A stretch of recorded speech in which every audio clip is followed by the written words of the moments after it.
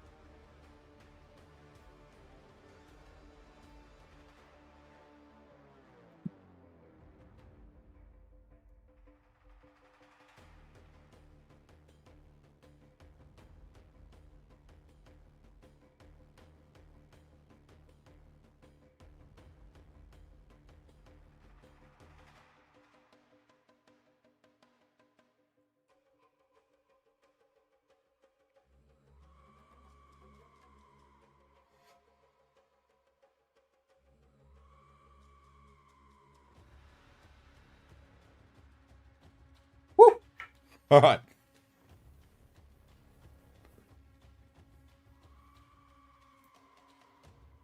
Hey man, how's it going, dude? Oh, we got there. We eventually. All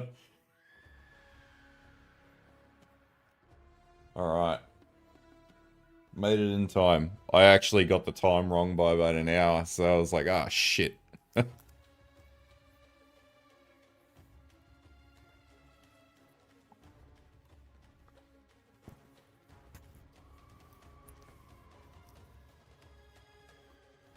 Hey, Logic, how's it going, dude?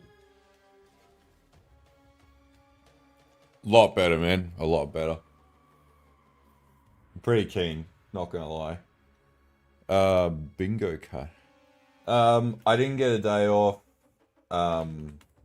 because I've got a lot of stuff to get done, but I did manage to set my schedule to go in a bit later, so we got time to have some fun.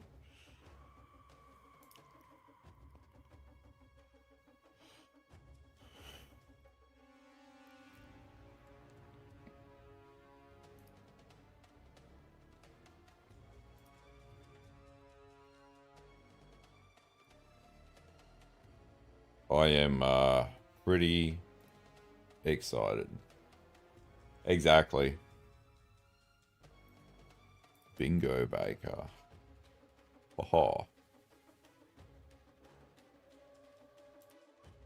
Well, we might as well have a muck around with this since we have 20 minutes. So, bingo card of what we're going to get.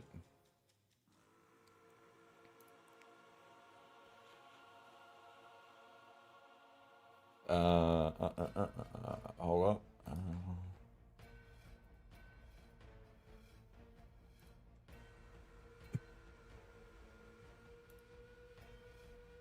It's just on their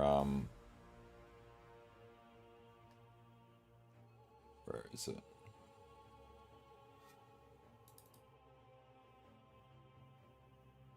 Twitch TV Path of Exile. There you go.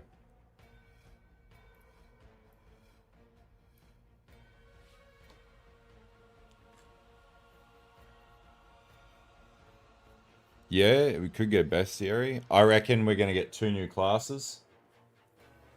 I reckon we're gonna get a lot, and I reckon we're definitely getting swords. 2 new classes, so look, let's chuck it in there anyway. Bestiary? Question mark? Swords? I think that would be good, wouldn't it?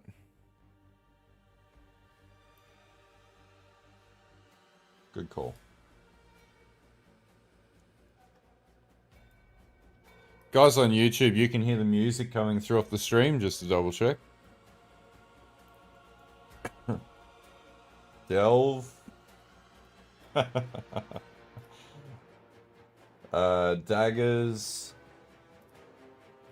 Duelist.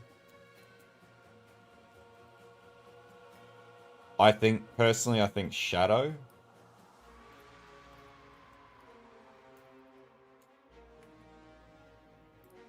What else we got? We sort of know Wildwood is probably gonna be in it. Full endgame rework. Which orbs? Yeah. Act 5. I don't think we'll get Act 6. RF. RF. What else? Yeah, I'd really like Templar too. If we got Act 5 or 6, I think we would get Templar because the Twilight Order would come into play. New crafting tech.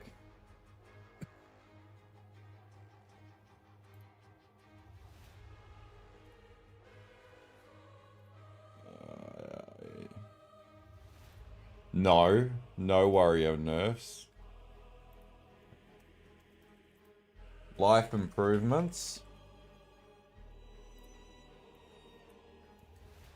Skill tree overhaul.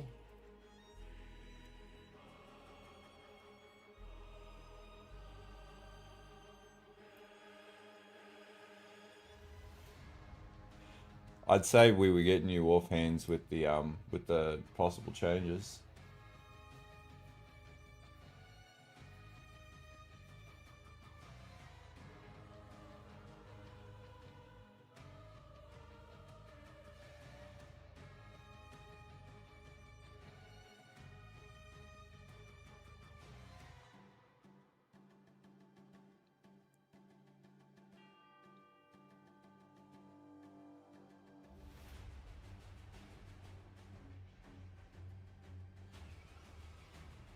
Hey, Pablo. I don't think it'll be Eldritch enemies. I think it'll be ancient enemies. Precursor items. And new uniques.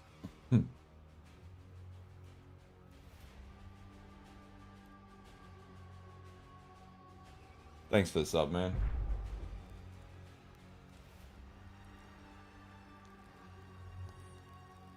Harbinger? Yep. Because Harbingers are technically ancient. I reckon we could... Yeah, we would get a new bot. Well, that's an inevitability, right? New pinnacles. I, for some reason, think we'll get a rune class. So, like, where you don't use skill gems, but you have runes instead. Or skill gems are converted into runes. Which would be really cool. I think we'll get Slayer and Gladiator as ascendancies. And maybe Tota. Because they said Tota was supposed to ship last patch and it didn't ship. So that's likely it. Waystone. I think I think the whole endgame's gonna be like full endgame rework, I think is gonna be the go. I think Shadow. I do think Shadow. So Shadow there. It just looks like Shadow. Would make a lot of sense. Oh yeah, huge balance changes. Like the whole game needs to be. Yeah, I've got where is it? Skill tree rework somewhere in here. Skill tree overhaul. Probably ES nerfs, maybe. Possibly. Paladin would be Templar.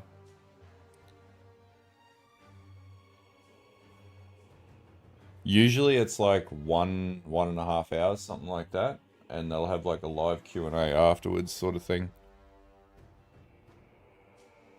You know what? Cast on crit nerfs. I do agree. I think cast on crit is in a really bad state because basically every single build is using it, and that means it's problematic.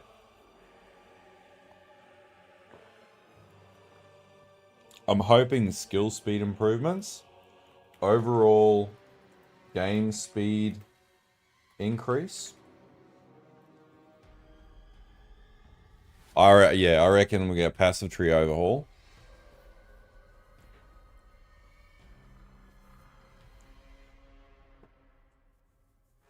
I don't think Giant's Blood's going to get affected. I think Giant's Blood will be okay.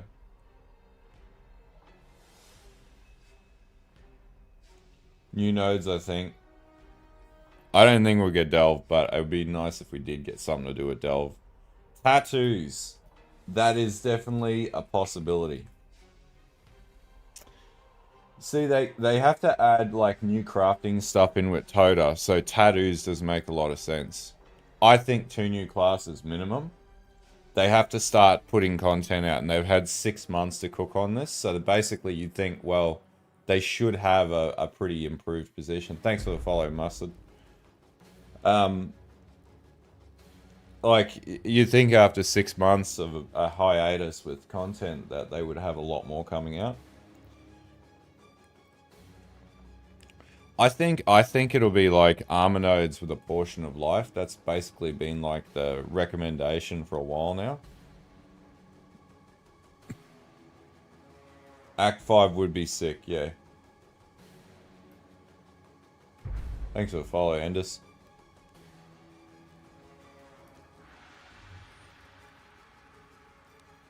Yeah, it's got to be, man. Like, yeah, I really want to see the end of interludes as well. I don't really like the interludes now. They're very tedious unnecessarily. I don't think they should do 5-month leagues. I think 4 months is the max they should be doing for leagues. Because basically the league dies by about month 3. And in fact, we sort of know we'll get this with Jeweler Stride. I actually think temple nerfs. So, Flesh Flame Time. Yeah, possibly. The temple nerfs. Temple was like one of the worst. Like, it was both a good mechanic, but it crippled the market within weeks. Possibly. Exile Con news. Maybe. Yeah, sort of tattoos make sense, don't they? I think there's a lot of problems with the current campaign streamlining, and even down to like Jamanra's health pool is just absurd. The Cobra boss, that one needs to be nerfed out so it's not as pervasive against enemy. Yeah, a lot of new players will hit that and just hit a wall because they won't know how to progress the build. So, like, in trying to solve, like, the game accessibility issue, they created it by putting stuff in the game that makes it accessibly difficult.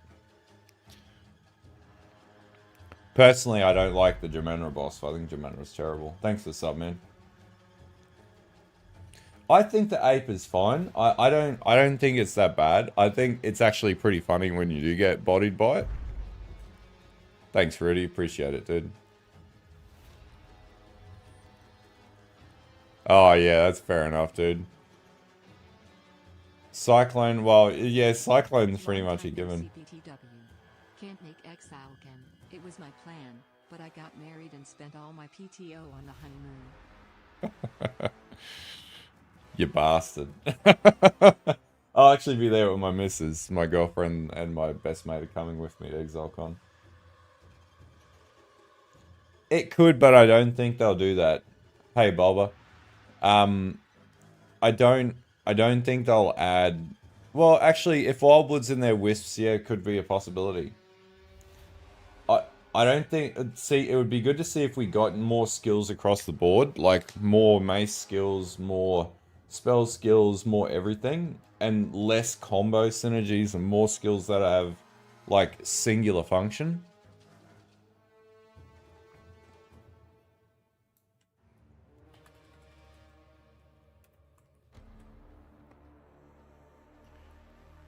And so that would count for as transformations for Druid. What are we at? We got 8 minutes 55. Yeah, Temple doesn't work. So Temple is mechanically not good for the market and totally bricked the market. And there were people who are like, oh, the market was fine. Absolutely not. When you enter into like hyperinflation almost immediately into the market, it made everything unattainable. Like when you have gems selling for like 9,000 divines, that is incredibly not good for the market. The official streams in the background.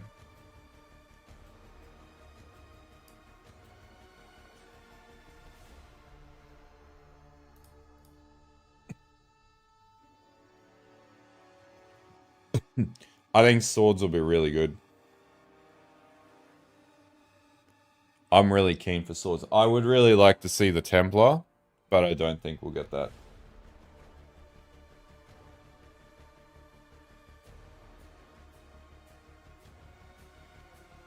That could be the thing.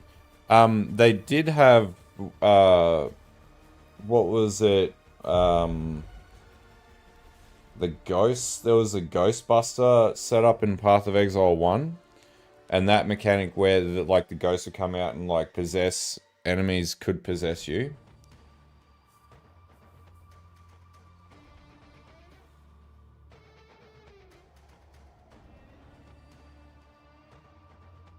Thanks for follow. Step bro.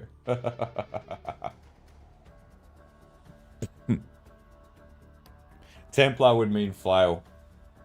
Templar would also mean what was it, retribution skills or what, retaliation skills.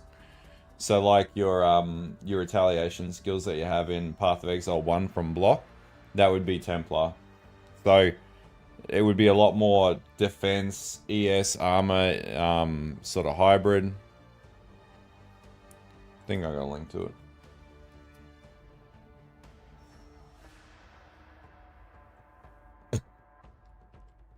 Yeah, I think HP will be a big thing. Not according to the official streams, there's 6 minutes.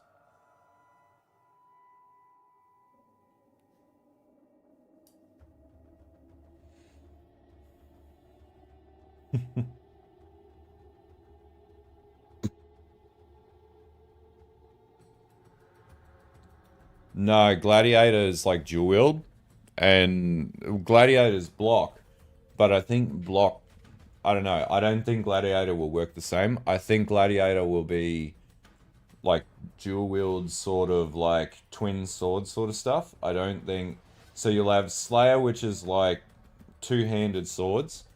Gladiator would make sense to be focused around more dual wield, and then your champion would be sword and board.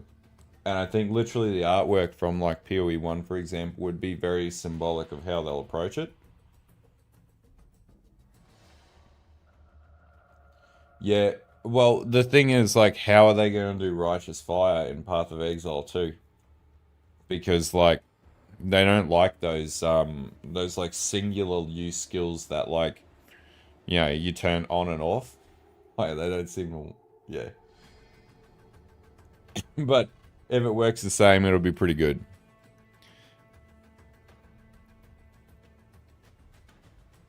Yeah, I'm not sure, man, but I'm just going by what's on the stream here.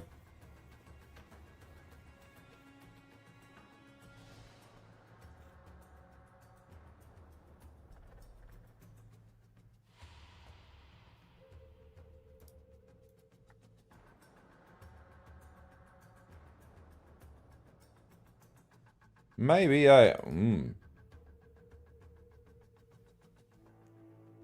yeah, they're offline. Oh, maybe this was a past stream. Yeah, okay. Maybe I did recover it. Alright. Maybe we are 1 hour away. That works for me if that's the case. Yeah, okay. It was a past stream. There we go. Alright, we are 1 hour away then. Wait, where's the official? Fuck me. Alright. We're gonna play some Path of Exile 2 on that basis. Of Exile 2. Man, I was really hoping for it to be earlier. Okay, you're right. 1 hour. Alright, let's boot this bastard up.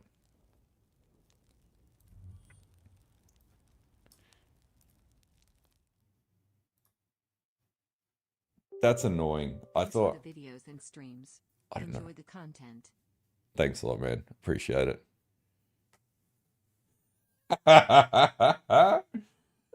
It's 5 a.m. I've been up since 4 a.m. Look, if anything, I knew I was more prepped than that. I was like, I'm so fucking disorganized today. Yeah, that was the... Wait, now they're streaming. They're getting established on that. Ooh.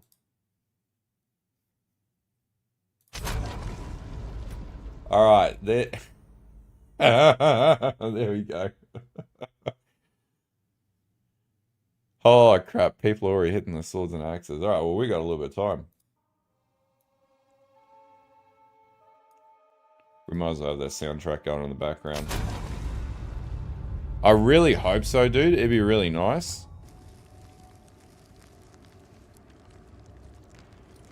Nah, I don't mind being in stream a little bit earlier. Thanks, Paulie.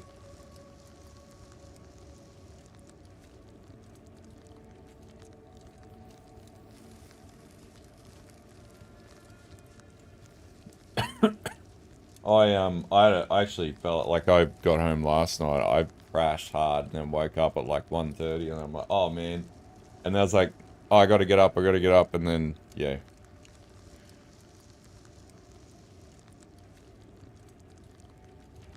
You know, it could be something very similar to Delve, like some sort of combination of stuff. That'd be really nice.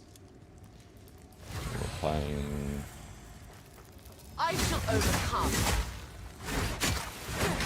But I will say, like, whatever I've been testing here is unlikely that I'll be playing because I will 100% be playing swords and duels. Like the big plus is like just defensiveness, like swords in general look really cool. Will look really cool. It could be a combination of that and Wildwood, like just with the way that they've sort of presented it so far. But it's really anyone's guess.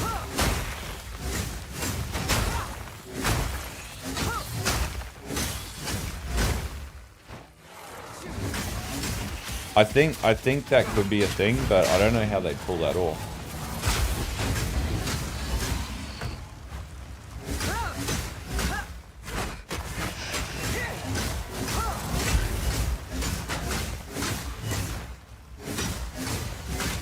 Hey June, how's it going, dude? An easy trophy. I gotta say, like, logging back in, I've actually been quite enjoying PoE 2 again. I think taking a break from PoE 2 for a while wasn't a bad thing.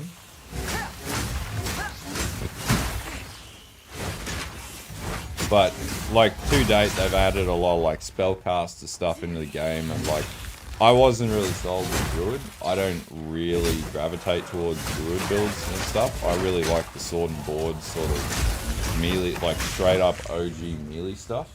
And, so it's actually pretty good that they're... It's... Oh my god, no! What? Oh, oh far out.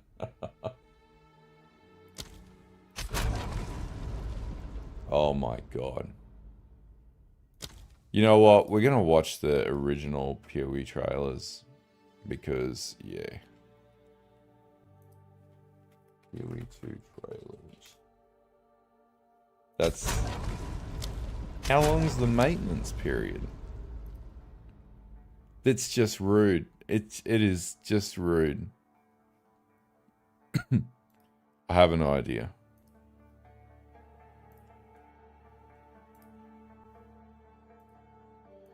Where is...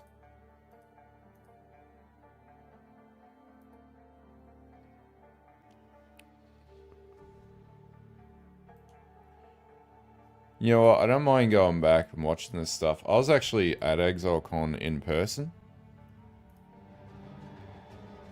So I got to see all this stuff firsthand.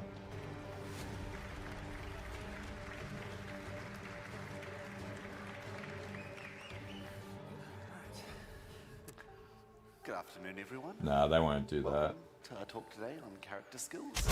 I'm Rory Rackham. I'm lead game designer working on player skills for Pathofexile 2. Oh, that's down. I'm joined by our principal animator, Ed, who's done all of the amazing animations for the player character, and Jonathan, the game director, who you will remember from earlier. I think we will get 2 new characters.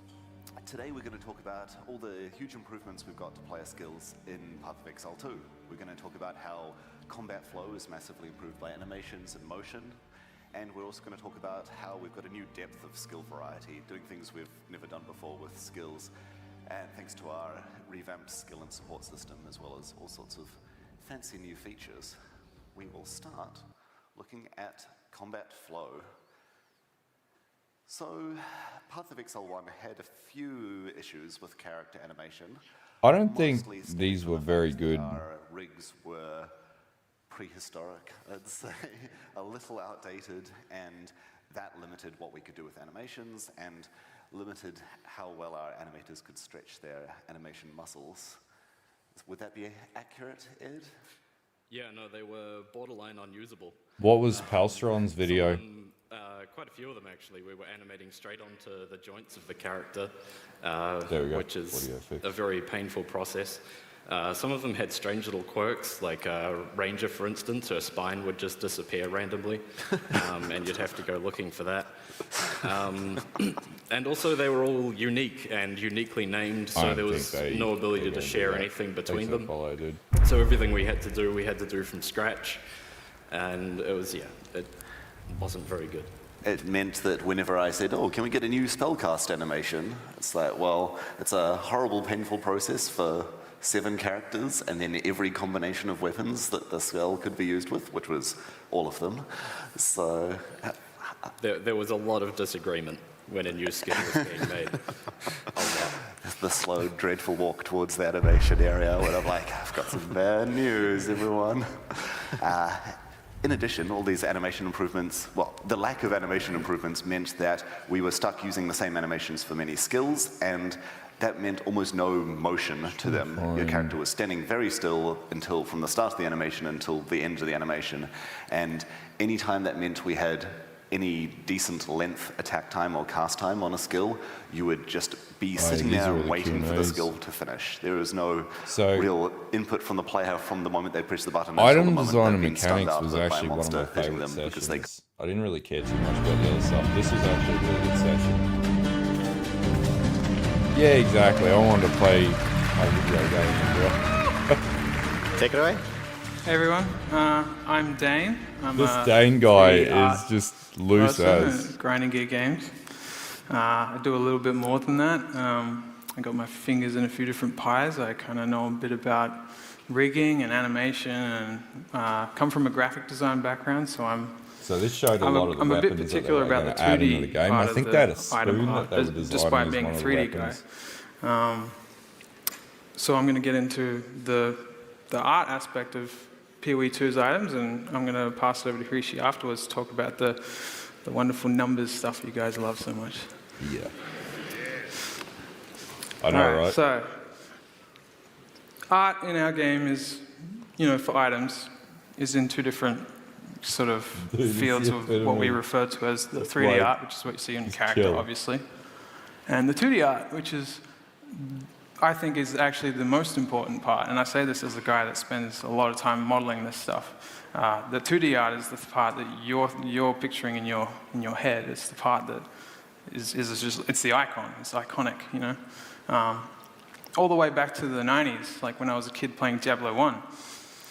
You didn't see it on your character. The inventory was where you saw it, so it was the most important thing. So you'd look at this little icon of like Griswold's Edge or the Butcher's Cleaver, and you'd be like, oh, that's so cool. Oh, does fire damage. It would be a pretty chill dude.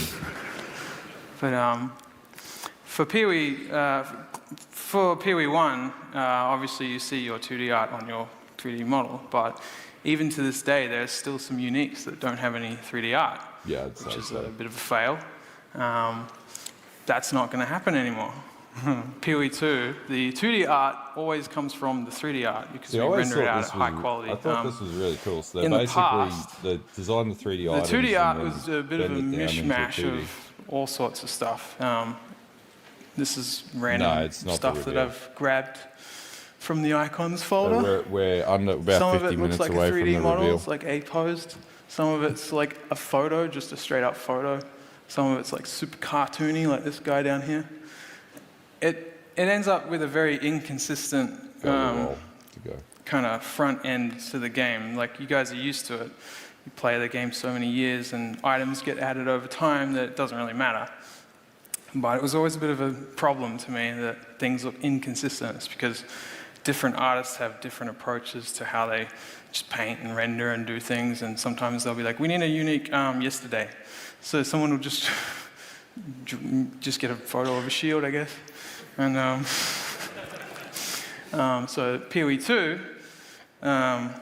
these aren't the same items as the previous screen. So don't freak out that Calm's heart now looks like that, because that's not it.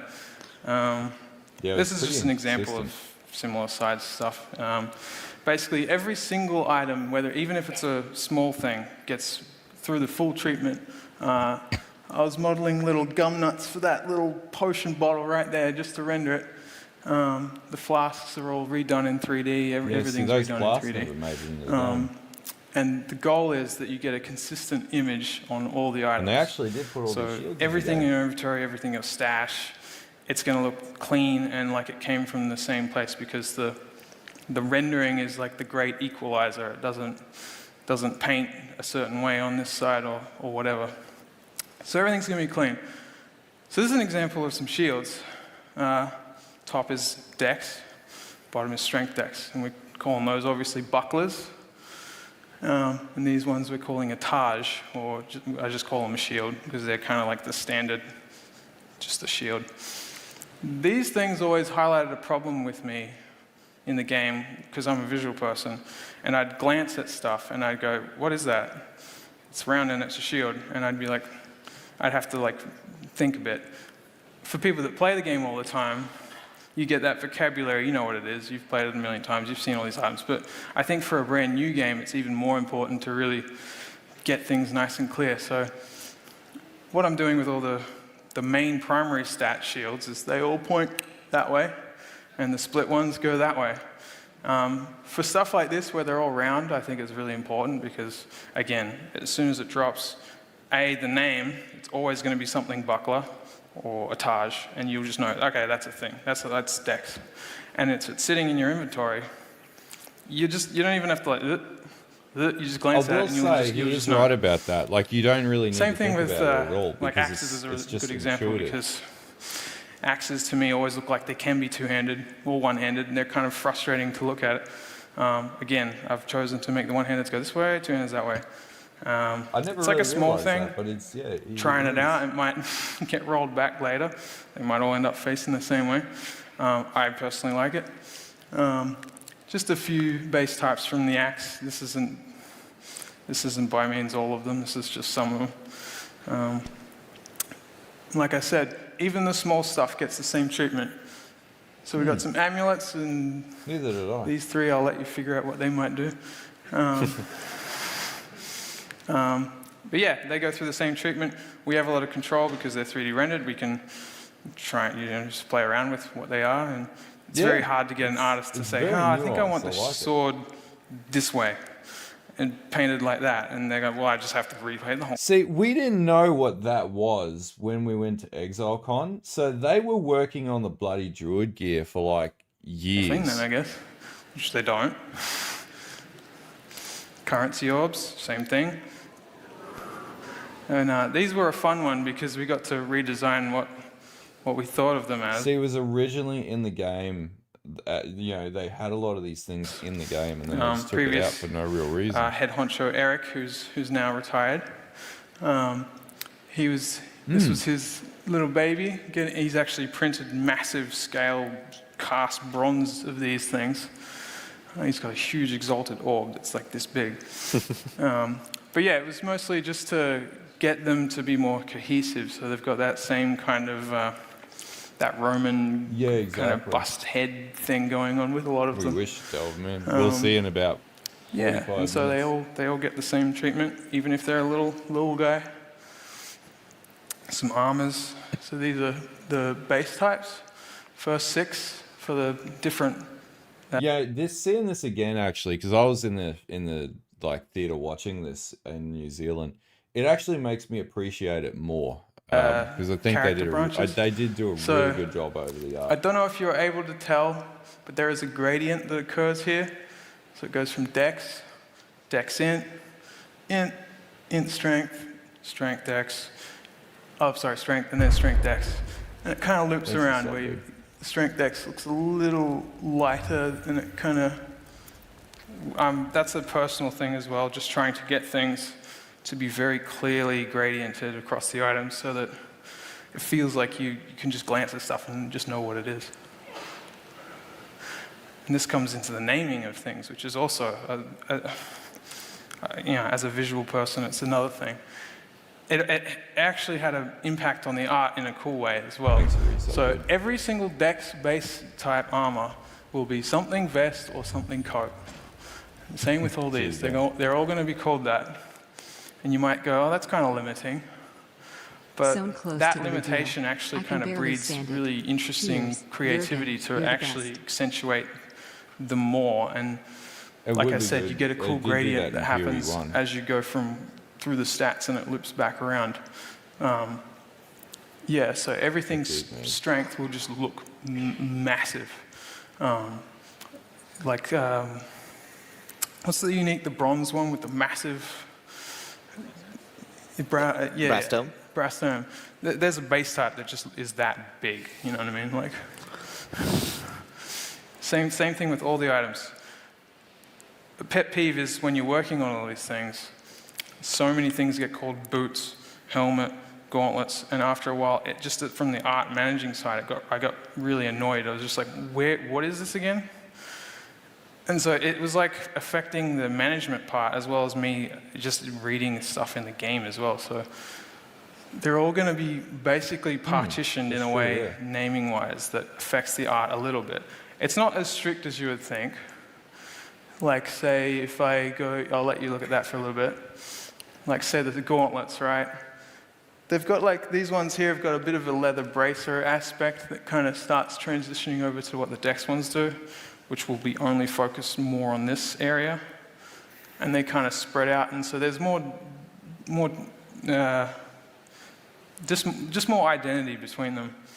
Here's a good example actually versus PV1 because I think the dex int gloves are called the mittens, right? Yep. And that always bothered me because a mitten style gauntlet is actually a thing, and it's a very strong, strengthy, bulky looking thing. So all the strength gauntlets are now called mitts. All the strength ones are the ones that are called gauntlets. So every strength gauntlet will have this real chunky vibe that just separates itself. You're not going to feel like it looks like it could blend across 3 different classes. So I think we just get more variety of just gear this way. I think helmets is the best example of the gradient I keep talking about, where dex is where I've got hoods, but you'll notice that dex int, there's a hood. Ooh, strength dex, there's a hood. But the defining feature of that is that it's a helmet. The defining feature of that one is that there's a little COVID mask in there. Yeah. So I've talked about base types for a bit. So now I'm going to go over the difference between base types and uniques in PoE2 from an art perspective. Really good. It's something most people, I guess, don't think about. But we're trying to treat the base type items with very clear, distinct lighting, but it still is stylistic. It's not just this flat, I just threw it in the renderer and hit render type thing. We have placed lights and we've tried to make it look as cool as it can. It's very clear and subtle. There's a bit of warm lighting, a little bit of cool, that's about it. And the uniques don't really have any rules. We just sort of make them look as bold and colorful and interesting as possible. Yet, but they're there. And the other thing is, every base type in PoE2 will have a unique associated with it at launch. Every single one of them. And every single base type has unique art in and of itself. There's no base type that repeats. You will not get a shield later that has the same name, has a different name and the same art. Every single act has entirely unique art all the way through the game. So, to me, the unique, having a bit of a bond with the base type that it comes from is kind of important, because otherwise it kind of ruins the item identity of both. If you had like a unique sword that was like a scimitar-looking curvy thing, but the base type was just a straight blade, it's kind of like, shouldn't that be with the base type that has a curvy blade? It's like kind of common sense to me. So the shield in the middle is a pretty good example. They're very similar structurally, but very different in terms of what actually happens. This one being super Celtic and really ancient bronze looking, and The axes look we'll do sick. something I very can't cool wait with for the axes. numbers, I imagine. This little shield I like a lot. This little buckler with a spooky man trapped in there. This is an example of the lighting of these things. So this is actually unique armor that they don't know about. Doesn't do anything yet. That would be really cool. That's lit how we would do a base type. And then here I remove it all, and I try to give it some more character, make it look a little bit more moody and a little bit more special. And we do this for all the items. We hand place and we pose the meshes, and we try and get a really iconic little look to it. So that's the difference between those two things. The crazy thing you gotta appreciate with PoE2 is like they coded their own engine. And so basically, like, everything you see isn't in, like, Unreal, and it's not pre-config tools. They actually built all these things themselves. And here I might get Trishi to sort of pitch me back in, because this is going over the act-specific rundown of gear. So in each act, you will find gear specifically for that act. So all the base types will look like they're very Maraketh in Act 2. And as soon as you get to Act 3, they're going to look very vile. And you purchase them just from the vendors? Yeah, so the vendors of each act only sell gear that comes from that particular act. They don't sell, like, you don't go to Act 2 and you can't buy Act 1 gear. And you'll just get more distinct looks. I personally really wanted that gigantic stone Aztec shield. And people were worried it was too big, and I said it might not be big enough for me. I wanted it this thick. Anyway, so this sort of getting into the art focus of items in terms of some tropes that happen with fantasy art in games quite a lot that kind of bug me. All that stuff is obviously AI crap. But, I mean, you know, it looks cool. When I was 13, I would be like, hell yeah, it's got spikes all over it. But after a while, you've seen these. They're in every game. They're in everything. There's so many games that have that, and just loads of it. And you can infinitely produce. I mean, AI just did 4 of them like in half a second. Whereas this stuff is from our world, and it goes back centuries, and there's just a rich history and culture behind all this art making and weaponsmithing from like just different metal making practices in all these different countries, India, and like old cultures like the Scythians and the Mongols, and how it all blends in. And I think artists need to do more to really learn from the past to make more interesting looking stuff. This is what I want PoE2's items to feel more like these really rich, dense things that have all this history behind them. We do a lot of investigation on the environment side with stuff. Like early on, there was talks of like how the Maraketh would write musical notation and how that would affect sculptures on the walls and like the environment art, and then trying to get that into like the item designs and stuff as well. So a lot of thought goes on there to like get things to have a real rich sense of culture, because for a game that's all about items, you don't want everything to just look like a jagged spiky sword every single time, or like just cool flaming blade of blah. You just want, like, there's a place for them, but having just like a spoon, it's just a weird spoon, and that's the unique, is kind of cool to me. There will be a spoon. They did actually design a spoon. I think it was like somewhere. What is it going to do? You figure that out. So this is the part I really like, is that I personally make a lot of weapons and items and stuff. But the cool thing is I make all these unique items. Oh, this is a drop, by the way. This is nothing. If I could have a screen that went all around the whole building, it still wouldn't get them all. They'd keep going. There's many. Anyway, they don't know about them most of the time. I'm just making them. And then I sort of give it to them. And to me, it's kind of like they've actually found a unique, and they don't know what it does. Like, it's actually unidentified. And they have to be their own little Deckard Cain and be like, what the hell does this do? Which is really exciting to me. Exactly. I don't know, this little weird wand up the top that is basically a hand holding a bell. I don't know, I just wanted a hand. You hold a hand that holds bell. And so I just think, well, there's cool stuff there. Does it, like, reverberate your spells? Does it bounce things back? I don't know. It does stuff. It'll be cool, I promise. But I have bad hearing, I didn't hear that. Anyway, that was just a little tease of stuff.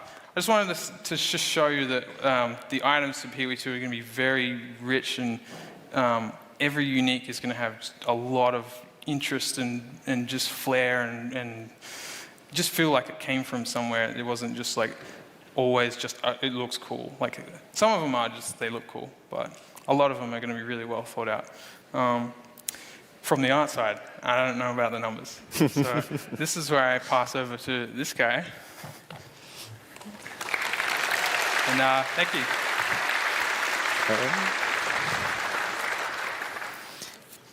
Hey, so let's talk about item mechanics then. So my name is Rishi. I'm a game designer at Grinding Gear Games. I mostly work on item stuff. I've been working on them for a really long time, although, of course, I do other stuff as well.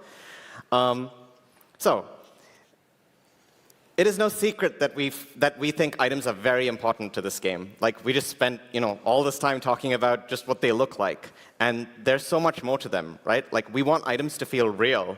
They're more than just a collection of stats.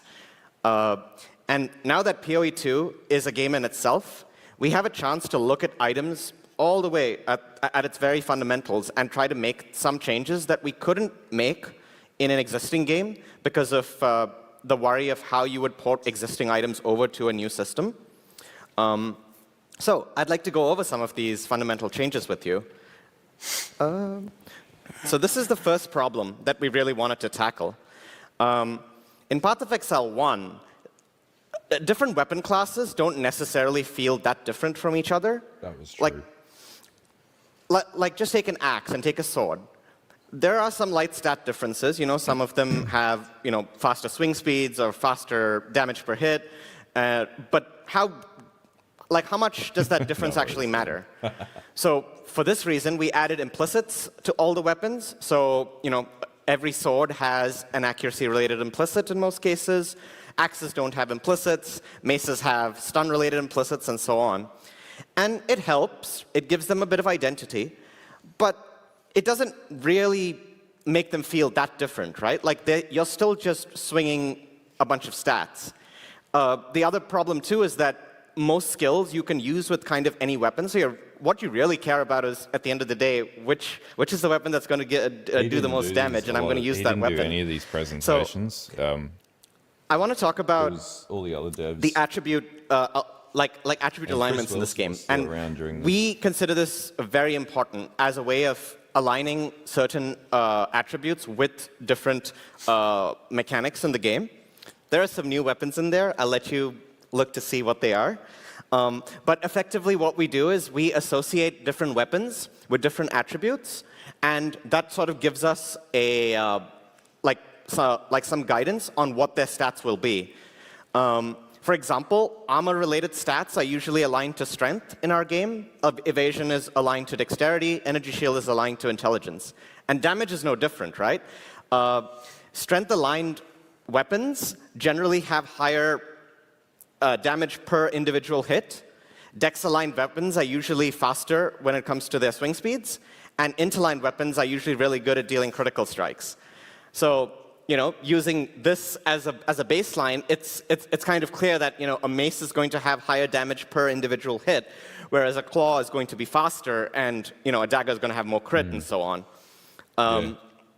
So, we have tried to emphasize these differences really heavily in pathofexile 2. So I just have, a random dagger from the dagger base types picked up and a random axe, and you can see the difference in critical strike chances is much higher than what you might be used to. So a dagger is going to start with 15%, and then you have mods that... So this is a really interesting thing. Daggers are really gonna break how the current game works, because if they're crit based like this base crit chance is incredibly high. Prove it over and above that. So when you're using a dagger, you're really going to feel like you're critting a lot. Whereas an axe, you can see the base damage of the weapon is going to be, like we already know that crit far outweighs the damage rate of flat damage at this stage. A hit is going to be quite a bit higher. But all this too, this is going to change how you view weapons, but it's still not entirely enough as well. Because ultimately the difference between a mace and an axe, for example, is the sort of attacks you can do with it. We have wands. So in pathofexile 2, most attacks are going to be usable with a single weapon. So this immediately makes designing new attacks a lot more interesting, because you're not thinking, what's a cool attack? You're thinking, what is a cool thing that an axe in particular can do? So let's talk about axes. So axes, as you can see from the chart, they will be slightly faster than maces. They do slightly less damage per individual hit than a mace, but they're still primary. See, that's not correct, because currently mace's base damage is far lower than a lot of other stats in the game. Primarily strength aligned, so they're going to do a lot of damage per hit. But on top of this, what defines an axe thematically are themes such as culling and executes. And in pathofexile 2, you can throw them. So that leads to to really interesting skill design, because you can throw them, wait for them to return. It's almost like a boomerang. That's going to be really interesting. Daggers. So daggers are sort of 50% in the int section, 50% in the dex section. So they're both high crit and high and have decent swing speed, but obviously per hit their damage will be lower. I didn't remember that, actually. Thematically, what do you think of when you think of a dagger? They're mostly all about fast attacks, trying to find the weak spot of enemies, which sort of perfectly matches what they are in this chart. And they're also thematically linked to poison, which will really come out in the skill design for daggers. So when you have this identity of item class sorted in this way, you don't need to have an implicit that is on every single weapon of that type. So we've removed them. All swords do not have, an accuracy implicit. All daggers don't have, a crit implicit and whatever. So now that the implicit slot is empty, we can make interesting implicits that sort of make certain bases throughout the game feel very different to each other. Because it's not super interesting if you're just going up a ladder of slightly stronger and stronger bases. We want to throw something in there to make the upgrades not feel too monotonous. So we've added some wacky implicits, and I'd like to show you some of them. So this is an axe. You'll find it at a certain level. And you might notice that this deals no physical damage whatsoever. Its base damage is just pure fire. So that's actually going to be really strong, because you can stack that with Avatar. This is going to give you some interesting considerations when you find it. Like, how are you going to build for it, especially if the axe before and the axe after is mostly physical? So it's not just that it's a damage upgrade from the previous axe. There are these other interesting considerations to think about as you go through. Here's another one. Yeah, so this is a mace that destroys enemies that you kill with critical strikes. Now, it sounds pretty useful, right? That, because who doesn't want corpse removal on their weapon? But note that this is a mace. Maces are not necessarily that good at dealing critical strikes. It could be useful, but how do you make it useful? It's not interlined, so it's going to have low crit. There will be mods that can increase its crit, but still, the way you build for it is supposed to really make you think. It's not that it's necessarily immediately useful. It's cool to have these sort of thematic things throughout the game, and it's just a puzzle piece that is there, so that sometime in the future, someone might find something that they can do with this, that only this would allow you to do. If some of you have played the demo and have played the warrior class, you might have noticed that they have a mechanic that breaks enemy armor. It's primarily a mace mechanic, but there is a dagger that does it here. Like the mace skills are normally the ones that interact with this in a number of ways, but I mean, a dagger does it. Breaking armor is obviously useful, and that makes this very special and build-defining. But how are you going to best make use of something like this? Armor break on that side that's an exercise left to the user. I'm sure there'll be a million different broken things that'll come out of all of this. Yeah, that's actually quite hard to make work. I've spent a bunch of time talking about attack weapons, so let me briefly touch on caster weapons. So in PoE 1, they were quite strange, right? Like you had a staff, and they had attack and they had attack attributes, and they could roll attack mods. But you're a mage; you don't want to hit people with the staff. You want to cast your spells, and as a result, their mod pools are a lot worse because you have both attack mods and spellcaster mods rolling. Like, of course, they did improve your spellcaster mods, but because there were all these mods rolling on the same item, it was really hard to get a good one. We tried a bunch of band-aid fixes over the years. Like, I'm sure you're well aware of us introducing rune daggers and splitting staves into regular staves and war staves, but they didn't really fix the underlying issue. So we feel it's better to break out these concepts entirely. So in PoE 2, I think so. I think wands and staves will have no attack stats whatsoever. They just come with a skill that costs no mana. These spells can be a number of things, from just a straight-up damage spell like this one, which is the first staff you get. So the problem with this design was, on paper at this time this worked, but they basically put a rod in their backs as to how these skills would progress. As you wash up on the beach, or a number of other things that can be used alongside your other skills. The later ones obviously tend to have a few more interesting considerations. Like this one obviously will be very familiar with anyone who's played PoE, where this lets you triple cast your next skill, which is obviously really good for skills with really long cast times. Here's an example of... See, they had a full intention as to how this would work back then. And, like, this is not how people play. People just, like, chuck spark on, cast on, crit, and just let it auto-bomb. Pretty fun, right? So you might be wondering, what about people that want to hit people with staves? So we have split out the melee portion of staves into its own weapon class called a quarterstaff. And it's sort of thematically linked to the monk. But again, this is pathofexile. Anyone can use any weapon and do anything. All the mods here are obviously attack-related mods, and here is a particularly interesting one, which has a longer range than every other quarterstaff, and you can actually see its art looking longer than the others in-game if you compare two quarterstaffs together. So, we've talked about the two, I would say, core archetypes that we sort of support in pathofexile 1 with attackers and spellcasters, but trappers and miners, of course, are another archetype that sort of got left in the dust a little bit in pathofexile 1. Like, they were fully supported with a bunch of skills and everything, but they didn't really have gear that was specifically designed for them. They just sort of used, caster weapons because, it increased the damage of their skills. But it's really thematically weird because they're not a mage. They're supposed to be mechanically aligned and that sort of thing. So we wanted to add an item type that can be used specifically with trappers.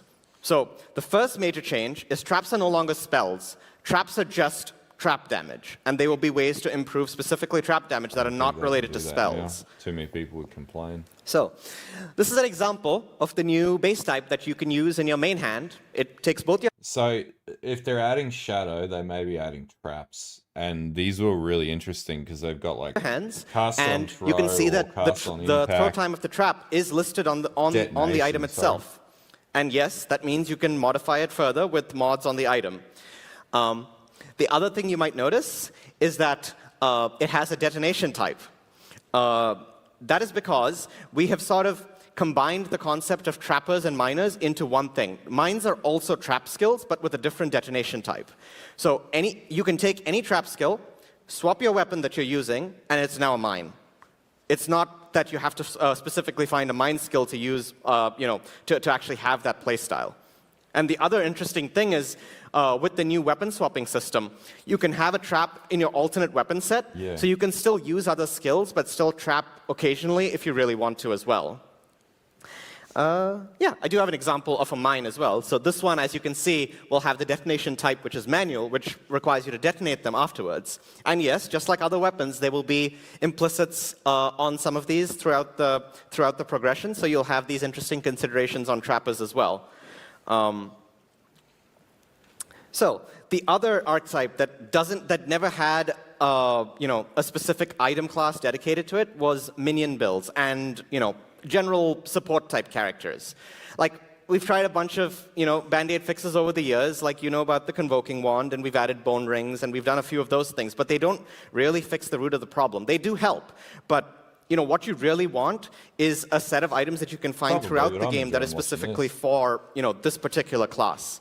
And as you know, we've added spirit as a concept, which is for our skills that were previously reserving your mana, but it also is about your permanent minions also use your spirit. So if you want more zombies, there's no such thing as just getting plus zombies. It's just increasing your spirit gives you more zombies. You can use as much of your spirit as you like to get as many zombies as you like. It is completely dependent on how much spirit you have. So we obviously wanted a base type to support this, and scepters are thematically perfect for this kind of thing because they were also kind of weird with the whole half attack, half spellcaster type of thing. So I have some examples of scepters here. As you can see, the mods almost always grant aura-like effects, or they improve the spirit on the item itself. Well, they haven't been added So it's almost like you get to build your own aura and hold it in either your main hand or your offhand. You get to have that flexibility where, if you're not planning on doing much attacking or spellcasting yourself, then hold it in your main hand, have a shield, and you're pretty defensive, and you get to buff your allies or your minions, or your allies and your minions, I should say. But if you want to, let's say, do some attacking as well, then you can just hold it in your offhand if you like. And then you can still have a weapon in your main hand, you can do some damage, for something like, a build that would be similar to Dominating Blow, you can still have a weapon, and you can still buff your minions in your offhand. You can also put it in your alternate weapon set if you want to just buff your allies once in a while and not all the time. But just be careful not to use the extra spirit that you gain to use your minions, because when you swap out, your minions will go away. So we've talked a bit about skills before. So as you might have seen in the keynote, we had a big problem with how skill gems dropped in pathofexile 1. Because the more skill gems we add, the less chance you have of finding the one that you particularly want. And because to solve this problem, we added gem vendors in pathofexile 1 so you could get one at any time that you like. But that isn't also the correct solution, because what that means is it's just trivial to get any gem at any time. And at that point, why are they even itemized? Like, you should just have access to your skills, right? So in pathofexile 2, we wanted to both have the fun moment where you find a gem of like a higher tier, but also we wanted to not prevent you from just using a skill that you want to use at that particular time. So we've added uncut gems. So regular skill gems no longer drop, and you just find uncut gems of a certain tier. And you can use them to turn them into any skill of that particular tier. And they come pre-leveled. So what that means is it's a lot easier. This theoretically was a good idea, but I think once you took away the effort that it required to level them up, it created a progression log where you would have to get to the next zone where this would drop, and that just becomes a problem. Easier to switch into a new skill because you don't have to then re-level that skill from level 1 and wait for the damage to come back to what the current skill it was that you were using. Like, you can just seamlessly swap from one to the other. What this means is certain gems just don't exist at lower levels. For example, I think Firestorm was a 28th skill in pathofexile 1. So in this, so here you might get Firestorm at level 5, and levels below level 5 just don't exist. So so let's get into the meat of the matter, which is item drops. As you all know, we want item drops on the ground to matter more. You generally don't pick up rares on the ground because you know if you're going to pick them up, 9 times out of 10, they're probably going to suck, right? Like, they're not like you're not going to use them. I'd say that's not a bad idea. There are a number of reasons for this, and we are trying to address a lot of these reasons when we're redoing item drops from the ground up in PoE2. But there is one particular reason that I wanted to talk about, and that is actually because of how the Chaos Orb functions. So if I pick up, let's say, a helmet of item level 70 and another helmet of item level 70, and I use a Chaos Orb on both of them, it doesn't matter what you picked them up. It doesn't matter what item it was that you picked up originally, because they're now completely new items. The only thing that mattered is the item level of the item that it started with, in both cases. The mods that they came with just no longer matter anymore.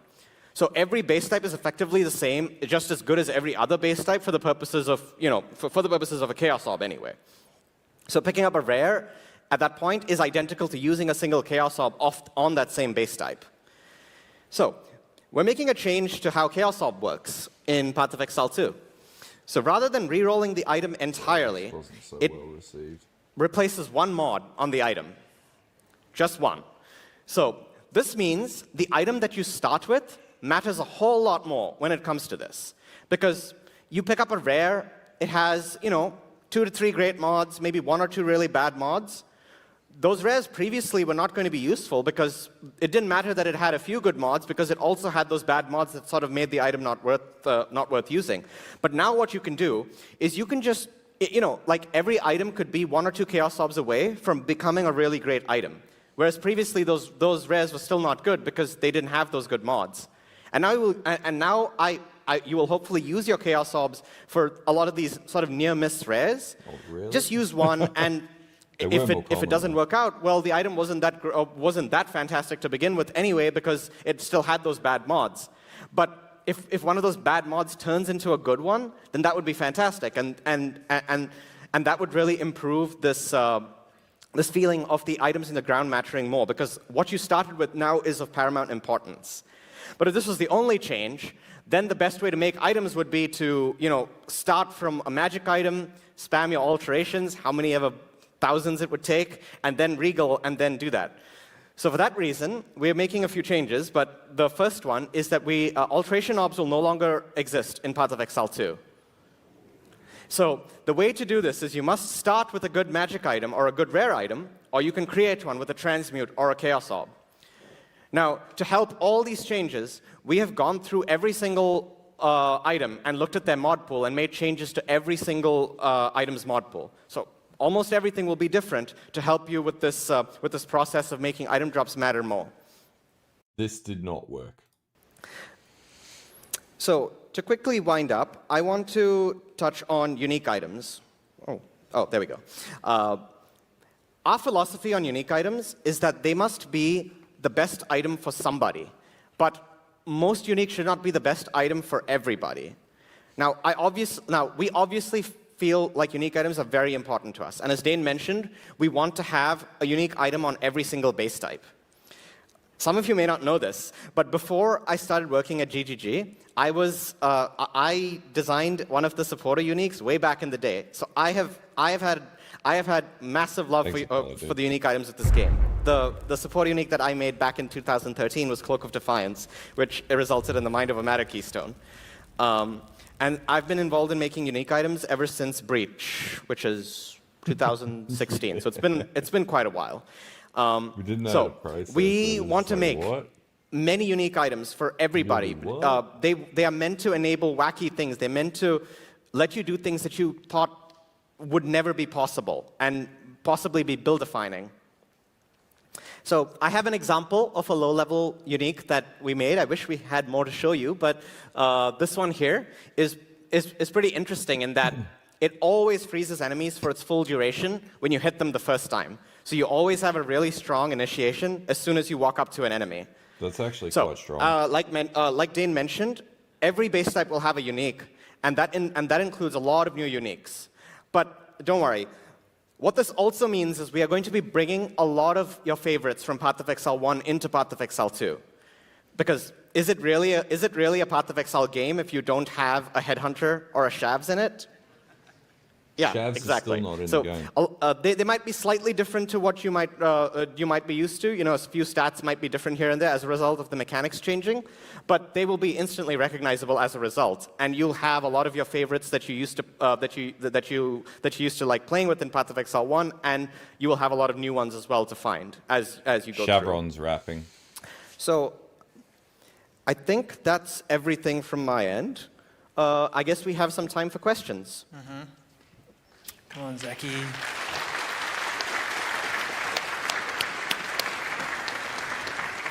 Hello, my name's Zach, and I'm a game designer for GGG, and I will be doing the questions here. And while I wait for people to submit some questions, I will ask one I prepared earlier, and that is, does the art of the item dictate the design, or do you design first and then get the art for the item? It can be very different depending on what is necessary. All right, that's enough of that. Okay. All right. Finally, whoa, they're doing audio tests there.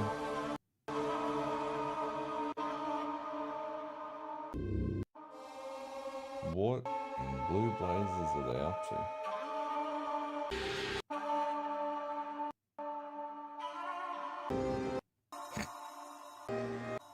What? Delve hype. T minus 10 minutes exactly. We're so close, but so far. Thanks for the resub, man. Appreciate it, dude.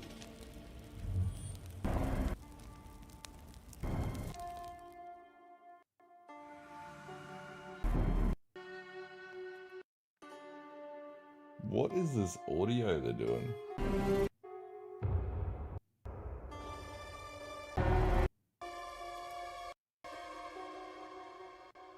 It's not Chaka. It is.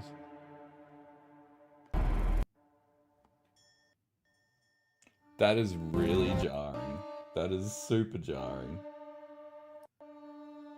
Alright, so for those who went on a little while ago, we got 8 minutes 27. So, we're saying bestiary, potentially. Let's get sort the screen.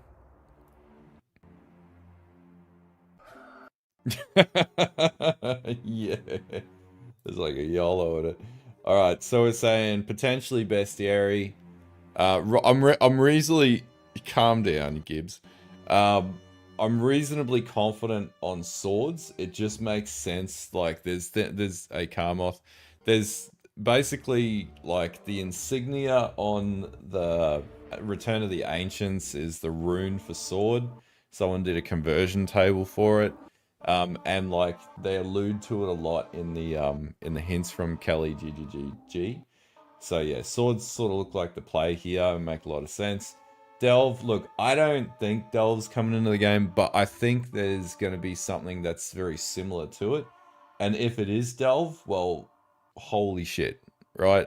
It'll be fantastic, hopefully. Daggers, I think, will come into the game. With daggers means traps, potentially, and mines. And that also means that we're probably going to get the shadow. Obviously, swords equals duelist. What is that? I'm just gonna ignore those comments in chat. Look, I'm always gonna predict Delve's coming just because it's a bloody meme now, so why not?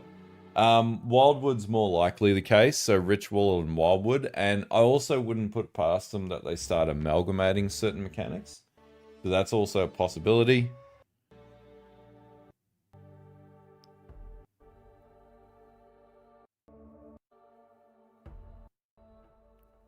I have no idea what that means.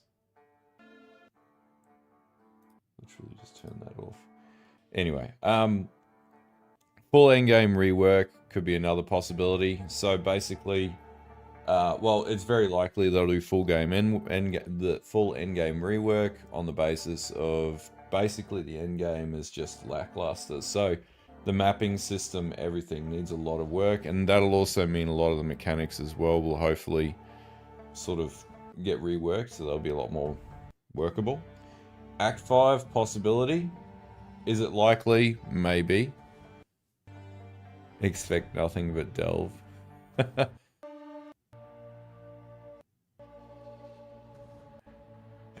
I don't know, man. Like, I think it's fine. I think they just need a mechanic that has a bit more longevity in it. Delve tuners are not welcome. Look, if they pop off with Delve, I will be very happy. If they don't, I will still be very happy. Because we get swords and stuff. I don't dislike the PoE 2 endgame, I'd add. I don't think it's horrifically bad. I just think it needs a fair bit of work. I actually don't mind it. I just want to see biomes become meaningful. You know what? Flick a spider. No, I won't be talking over it. No. No, we'll just let it play and do its thing. If we get Delve, there might be a chair flip in the shoes. So, yeah, it is. And the other thing would be QOL, so if we get better life sort of ability to stack life and stuff like that, that'd be really good. Just chill, bro. You need to chill, okay? Yeah, possibly. We're getting closer. Look, 6 months is a lot of time. And people are like, oh, you know, we should, like, you know, quell our expectations. But I think that, like, you gotta bear in mind, they've had a lot of stuff in development concurrently. And so basically, like, the stuff we've been seeing that's getting released, like, they're still working on all the other content at the same time.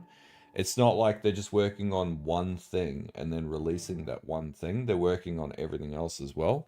So I wouldn't be surprised if they come out the gate with just the biggest bloody patch that we've seen to date. And they sort of have to at this stage because we're getting awfully close to release. And they're already past their deadline. So was it Christmas last year was the deadline?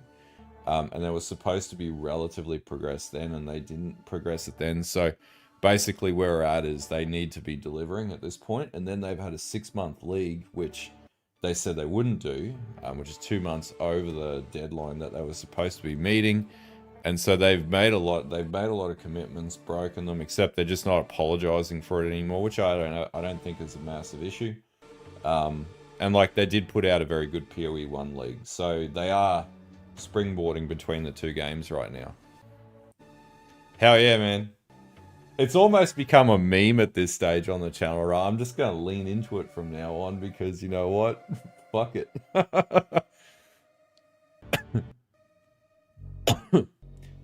I'm catch-22. I don't hate the pace, but I think that we do need more mobility. Yeah, I do agree with that. Look, we might as well call it that it's released, right? And so we just work towards what it is what it is sort of scenario.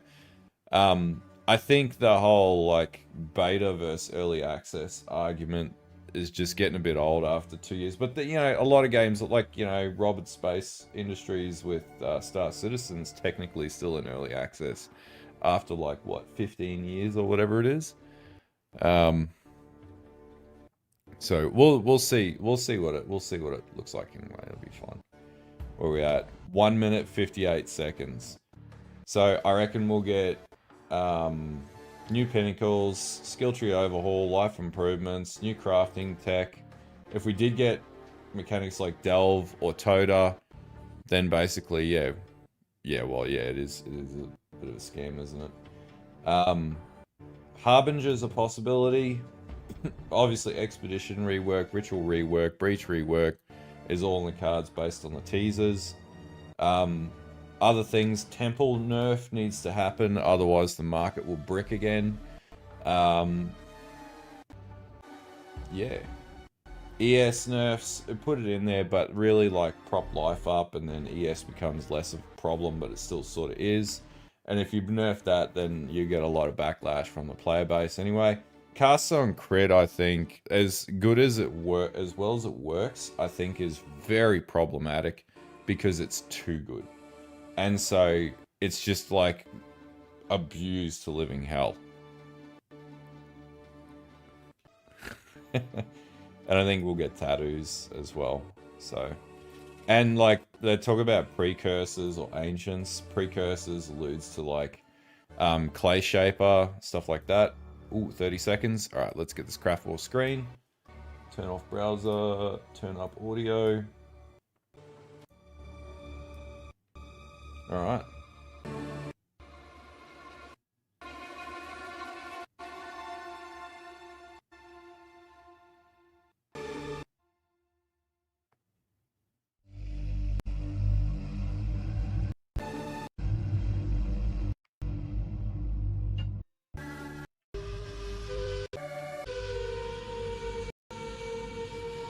Rogers.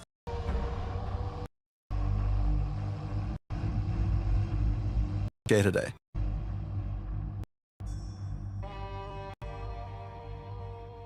A red queen. They're having audio issues. Time to roll it.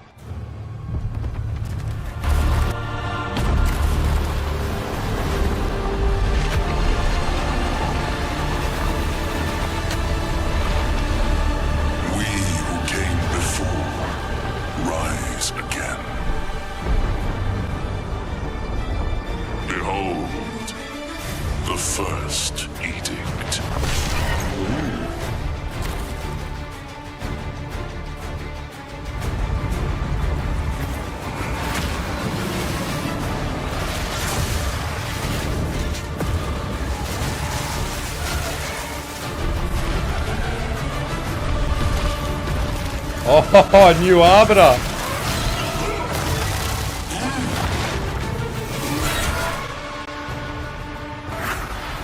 Right, their name.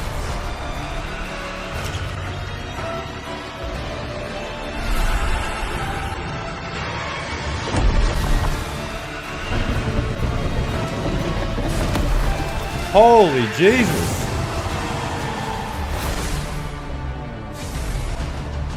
Oh, this is cool. Yeah, Genesis.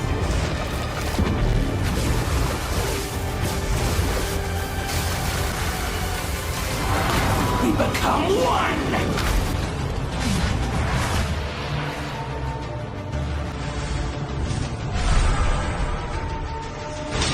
You are completely alone.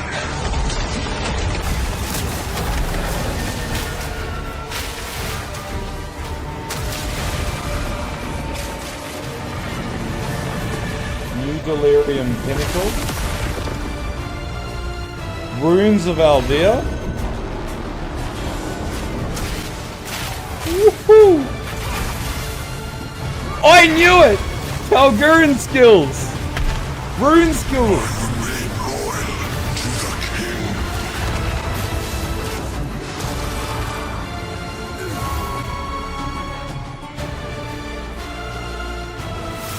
Oh my god, this is insane. That's amazing. Hunt like it's your last. Continue the search. See what you can find.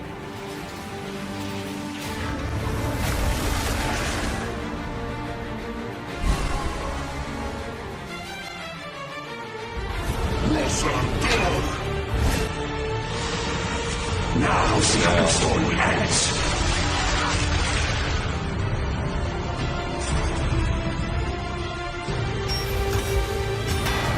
Rune crafting. Spirit. I knew it! I called it!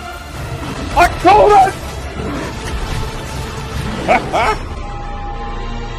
Oh my god, a pugilist!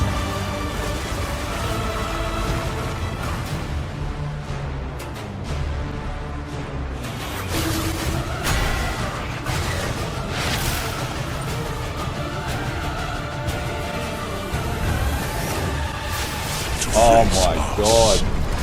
Is to face oblivion. What an absolutely insane patch.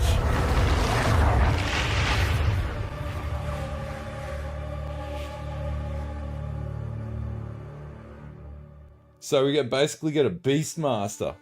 So as you can see, there's just so much going on in Return of the Ancients, it's hard for even us to keep track of it all. Now we promised that this one was going to revamp the endgame, and I'm very excited to talk about it.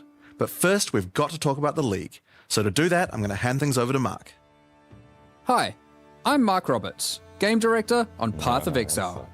Now, for those of you who are new to Path of Exile, each time we release an update, we also release a new League.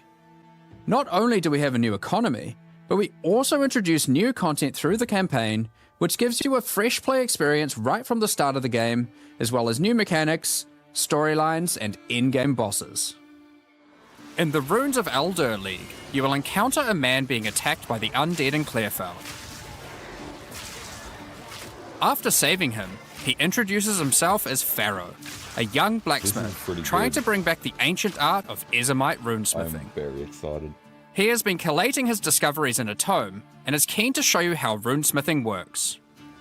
By inscribing symbols on these ancient Ezomite remnants, you can create all manner of old magics. See, I thought Unfortunately, on doing so, the corpses of the nearby undead are revived and infused with some of the latent power, making for a difficult fight.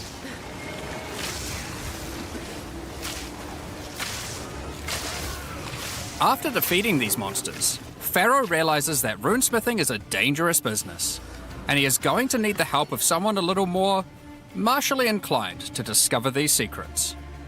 He lends you his tome and asks that you note down anything you discover when you return to him.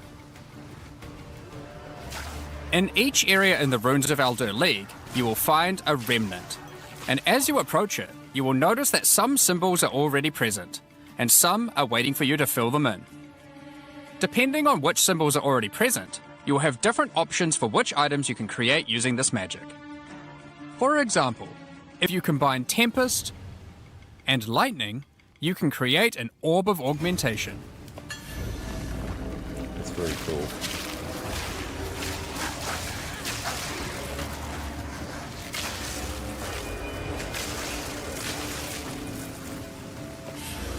Sorta, yeah. I think it's better though. But be careful. The symbols used to craft the items also empower the monsters around the remnant, who will be revived as undead to fight again with different properties depending on what runes you used. So, if you use a fire rune in your recipe, the monsters will be empowered with fire. Or if you use a moon rune, lunar beams will rain down as you fight the monsters. Yep.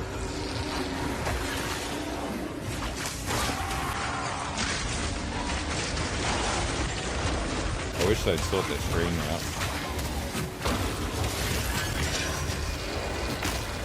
After the fight, break the remnant to receive the item you crafted.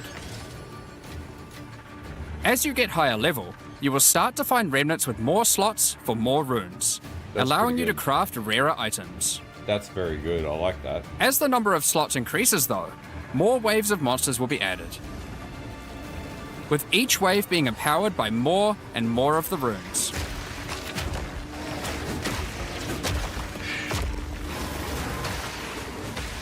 And this can get pretty dicey, because some of the runes can have powerful effects. Notice those crests? And Verisium.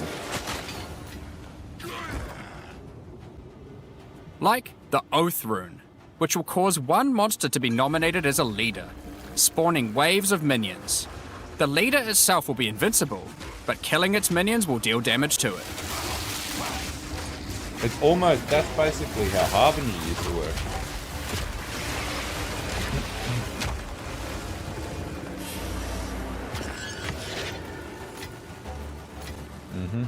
Some recipes can get pretty large, requiring 6, 7, or even 8 runes. I want to know what those But don't items are. worry, you won't have to remember them. Pharaoh's runecrafting book will record all the options, allowing you to simply pick which one you want to craft, given the existing runes that are already on the remnant. To expand your knowledge and to allow you to craft more items, Pharaoh has asked that you keep an eye out for signs of runic magic around Rayclast. He wants to document anything you find in order to rediscover the secrets of Ezomite runesmiths of old. The first of these can be found in Ogum, and reveals to you an ancient secret, buried deep underground. The runic magic which the Ezomites believe to be their own is actually of Kalguran origin.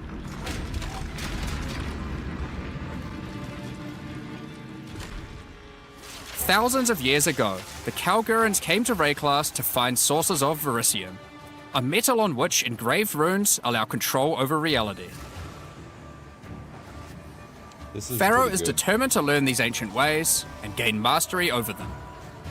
If you can bring him more verisium, he'll be able to use it to smith power into any armor, granting you runic ward, the power harnessed by the Kalgurans since ancient times. Ward is actually going to be a base stat. Runic ward is a new resource that protects you from death. It's not new. Should you run out of life, your runic ward will kick in, That's sustaining your amazing. body until your life can return. I really like It that. effectively acts as an extra life pool. Of course, should you take enough damage to run out of that, you will still die. Every single piece of armor in the game can be upgraded this way. Witch Hunter's going to be Even insane. uniques. Some are just a strict upgrade, giving runic ward with no downside. Others are more extreme, sacrificing defenses to get a much larger amount of runic ward. Holy Jesus! There are even some that add new modifiers to uniques entirely, One making shot them much more protection. viable for higher level play. That's But really the Kalgurans good. use runic ward for more than just a defense. It can also be used to power many other magics. Instead of using gems created from corruption, the Kalgurans used runes of power and fueled them with runic ward. Called this. Many of the options available from remnant crafting are new types of Kalguran skills that exclusively spend runic ward to wreak havoc. This is amazing. I like An it. example is Triskelion Cascade. Using it will cause your next spell to be triggered multiple times in a Triskelion pattern. You can use it with skills like Ice Nova that you cast from yourself, That's really, really good. or with something you target at a distance, like Comet. So we're just adding There are also more skills to screen modify clear. existing effects using runic magic, like Frost Flame Nova. Using this skill on a pack of burning enemies will transform the Ignite into Frostfire, That's both burning them awesome. and building up freeze at the same time. You have basic buffs like Hollow Shell that guards all nearby allies, There you go. to more complicated mechanics like the Mark of Repulsion that creates a mark capable of pushing away all nearby enemies. Instead of spending mana, like skill gems do, all these skills cost runic ward, and unlike gems, they don't have a color. This means that they don't care about attribute requirements, or what quite kind of good. weapon you use. These skills are designed to be used on any class, and so often interact with mechanics that apply across many characters. By combining different runes together, the Kalgurans were able to support their runic abilities, and you can as well. There is also a set of runic supports that can be combined with regular skill gems in interesting ways. Oh my Concussive god. runes allows you to add these concussive shockwaves to any skill that stuns. While Runic Infusion lets you Usually. spend ward to directly empower the damage on any skill. That's insane. Now, there are other quests during the Ward campaign stack too for damage. that unlock even more interesting crafting methods. Buried deep in the jungle in Act 3, you can find the Mystic Refuge, containing even more secrets for Pharaoh to learn from. Using this knowledge, he gains the ability to reforge unique weapons. With this technique, many low-level unique weapons can be upgraded to do significantly more damage. That's pretty good. Now, we've been able to take a bunch of uniques that had Holy interesting crap. modifiers, but were not in-game viable, and give them a bit of a boost to get there. And it's not just low-level uniques.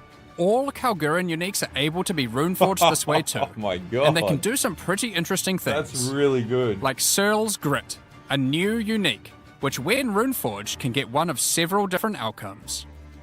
Now, there is still so much more that you can craft with remnants. There are also 100 new runes, as well as many other new crafting currencies. This is the runes of Alder after all, and some of these runes have quite powerful effects. That's just a attack For speed example, and everything. This elemental conversion rune will convert all the existing mods on a non-unique weapon from one element to another. Using it, you could combine a weapon with all three elemental damage mods into a single element, making a weapon with massive amounts of cold damage. That's insane! There is also a rune that lets you destroy your rune sockets to turn them into a dual socket on your item. What? And there are even crafting meta runes that can unlock new types of mods when used with regular crafting. For example, this Rune of Chronomancy will unlock a set of time-related mods to be crafted on your boots. Wild. Once placed inside, use regular crafting orbs to attempt to get new mods like cooldown speed or increased skill effect duration. That's really, really decent. I like that. You can also create a new type of currency called alloys. Using regular metals alloyed with verisium, new modifiers not normally available can be directly crafted onto your items. That's attack speed Using on imbued rings? alloy could improve your ailment damage, for example. Holy There shit. are honestly so many options here that unlock all sorts of crazy crafting projects. So I think people will be experimenting with these for a long time. Once you get to King's March in Act 4, Pharaoh finally meets Danig, a real Kalguran runesmith. And riddled with excitement, he wants to learn how to merge modern Kalguran techniques with the ancient knowledge that he has found. From here on, Pharaoh joins in the Kalguran expeditions that Danig has been leading. With the ancient knowledge that Pharaoh brings to the table, the Kalguran expeditions that Danig has been going on will change significantly. For those of you who haven't played it, the Expedition League mechanic involves carefully placing explosives, uncovering the buried dead, and recovering verisium from them. By choosing where to place the explosives, you can choose which kind of challenges you would like to face, or rewards you would like to claim. But unlike before, expeditions now contain the remnants from Runes of Alder, allowing you to do some specific crafts along the way using the new League crafting mechanic. One very important difference from the simple remnant encounters, though, is that the empowerments that the remnants grant apply to every monster down the explosive line for the rest of the encounter, stacking together. This can lead to some pretty extreme situations. If you stack too many remnants, you might be in for a fight beyond your abilities. Not gonna want 'em but the skip this rewards stuff, though. can be very worth it. It's gonna be Each worth mod on playing. the monster is improving the items that they can drop. Once you get to the endgame, you will find that the atlas has changed substantially. To the south, you will now find the coastline of Rayclast, This is awesome. with the ocean beyond. King's March has not fared well after the Cataclysm, and lays in ruins. We're going back to King's Rog's shop has been King's March. destroyed, but he is much more concerned about his wife, Gwennon. He would like to launch an expedition deep into the ocean to find her. And this begins a new major mechanic for expedition, exploring the ocean. Previously, Boat a league! logbook was a single encounter. Now, using a logbook, you can send ships to explore an area of the ocean to the southeast, uncovering a range of islands to begin your search for Gwennon. You can hop from island to island, doing many new encounters. There are islands with expeditions, grand expeditions.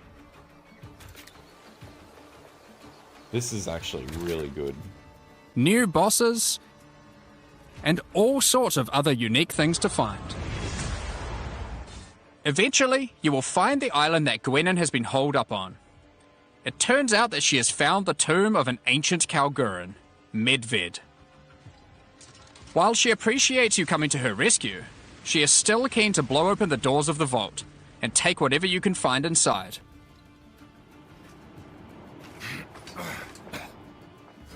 It's just a shame that Medved isn't as dead as you previously assumed. Damn.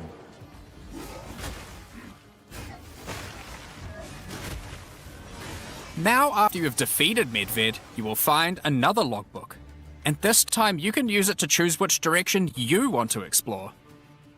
The ocean is vast and contains a huge number of new islands to find. I really like With this. each logbook, you can explore one sector and you can go as deep as you like. There are all sorts of interesting objects to uncover and dungeons to explore. Many of the islands have expeditions with totally new mechanics. So for example, here is a volcanic island with voltaxic sulfite.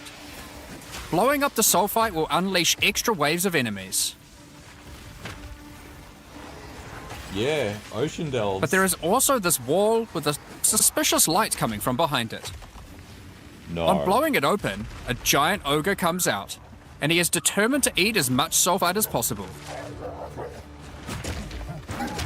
The more sulfite mounds that you have blown up, the more empowered and the more rewarding he will become.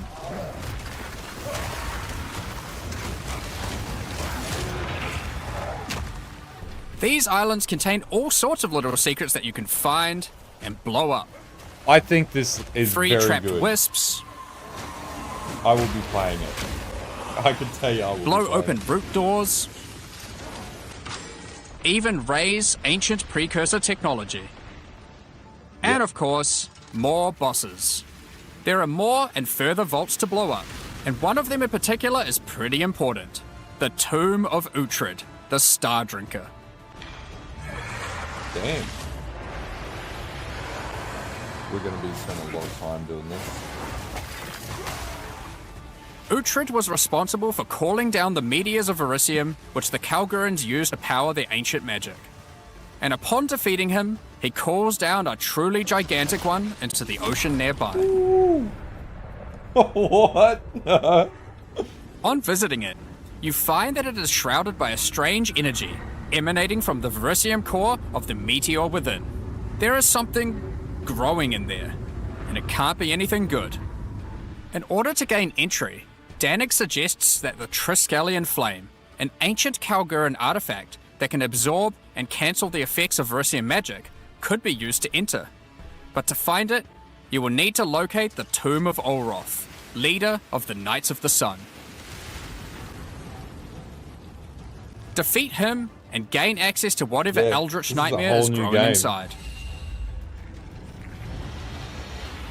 Now, we're not going to spoil the boss, but one thing you should know is that the Verisium that makes up the core of the meteor is of a quality that has not been available for millennia. Bringing this to Pharaoh and Danik should allow them to forge some objects of power, the creation of which has been lost to time. So that's the League, That's awesome. and there is a lot going on. To sum all that up, there is a new encounter with over 30 new monster types and over 30 new rune modifiers to enhance them. You can create more than 100 new runes to craft your gear, as well as dozens of other new currency items. This was a really good play. And there are new quests added to the campaign to unlock even more new crafting options. Rune forging armors, upgrading uniques, dozens of new Kalguran skills and supports, tons of new islands to discover by exploring the ocean, 5 new bosses, including a new pinnacle boss, and a bunch of new uniques to top it off. But there is still a ton more to come. It's time to talk about the massive changes to the endgame. But for that, I'll hand it back to Jonathan. Now, as Mark hinted at before, the endgame atlas is very different now, and the ocean to the south is the least of the changes. The entire area around your starting location is now teeming with new questlines and things to discover. Yes. Will you investigate the strange forest to the west? Biomes. The cracks in the earth to the east? Or perhaps visit the ruins of a vile city in the north? The Atlas now has fixed points of interest at specific locations, This is good. giving you specific objectives that are easy to find. Like before though, no matter which objective you choose, going to towers to see what's out there is always a good idea. The first time you do that though, something new happens. The earth shakes, and a gigantic fortress rises from the earth. A remnant of the ancient precursor civilization.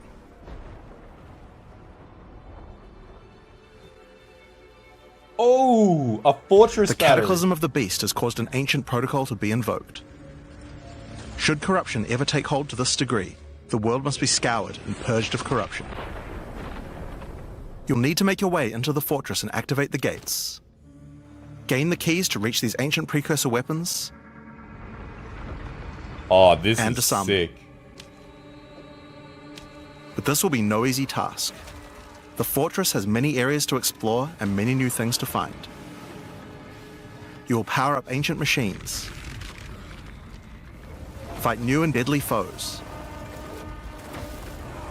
discover many new areas, and uncover some dark secrets. Now, the Fortress is the first of the new full endgame storylines that we're adding in 050, and there's a lot going on with it. But not only that, it has some pretty cool new mechanics as well. The areas inside the Fortress are special. Many of them have new mechanics or rewards that they grant. Like this map, where all the rares are contained in essence crystals. This is a lot. I like it. Or this one, which replaces all monster packs in the area with strongboxes. Or this one, which spawns an Asmeri spirit that always moves on from a rare after you kill it, allowing you to chase it through the entire map.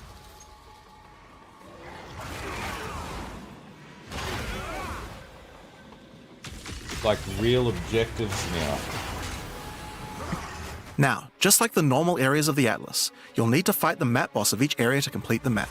But unlike a normal map, the ones in the fortress each contain precursor nodes after the boss, and activating these nodes will give you points for the new and improved Atlas passive tree. Knew it. Knew it. Look at it. It's the same as PoE1. Now, we had an Atlas passive tree before, but it was one of the areas of the endgame that just wasn't up to scratch. The Atlas tree now works quite a lot differently. It's the same as PoE1. We have significantly upgraded the kind of mechanics that you can find on the Atlas tree. Like this one, that gives a chance to make rogue exiles you fight retreat from combat and move to an adjacent map. Before you fight them again, they'll upgrade their gear and come back with a grudge this time. Yeah, I know. It's pretty bad. There are also a lot of nodes that combine mechanics together in new ways. Like this one, which lets Asmeri spirits possess strongboxes. All the regular monsters that come out of them are touched by the spirit, and the rares are all possessed, giving you some incredible loot potential. That's really good.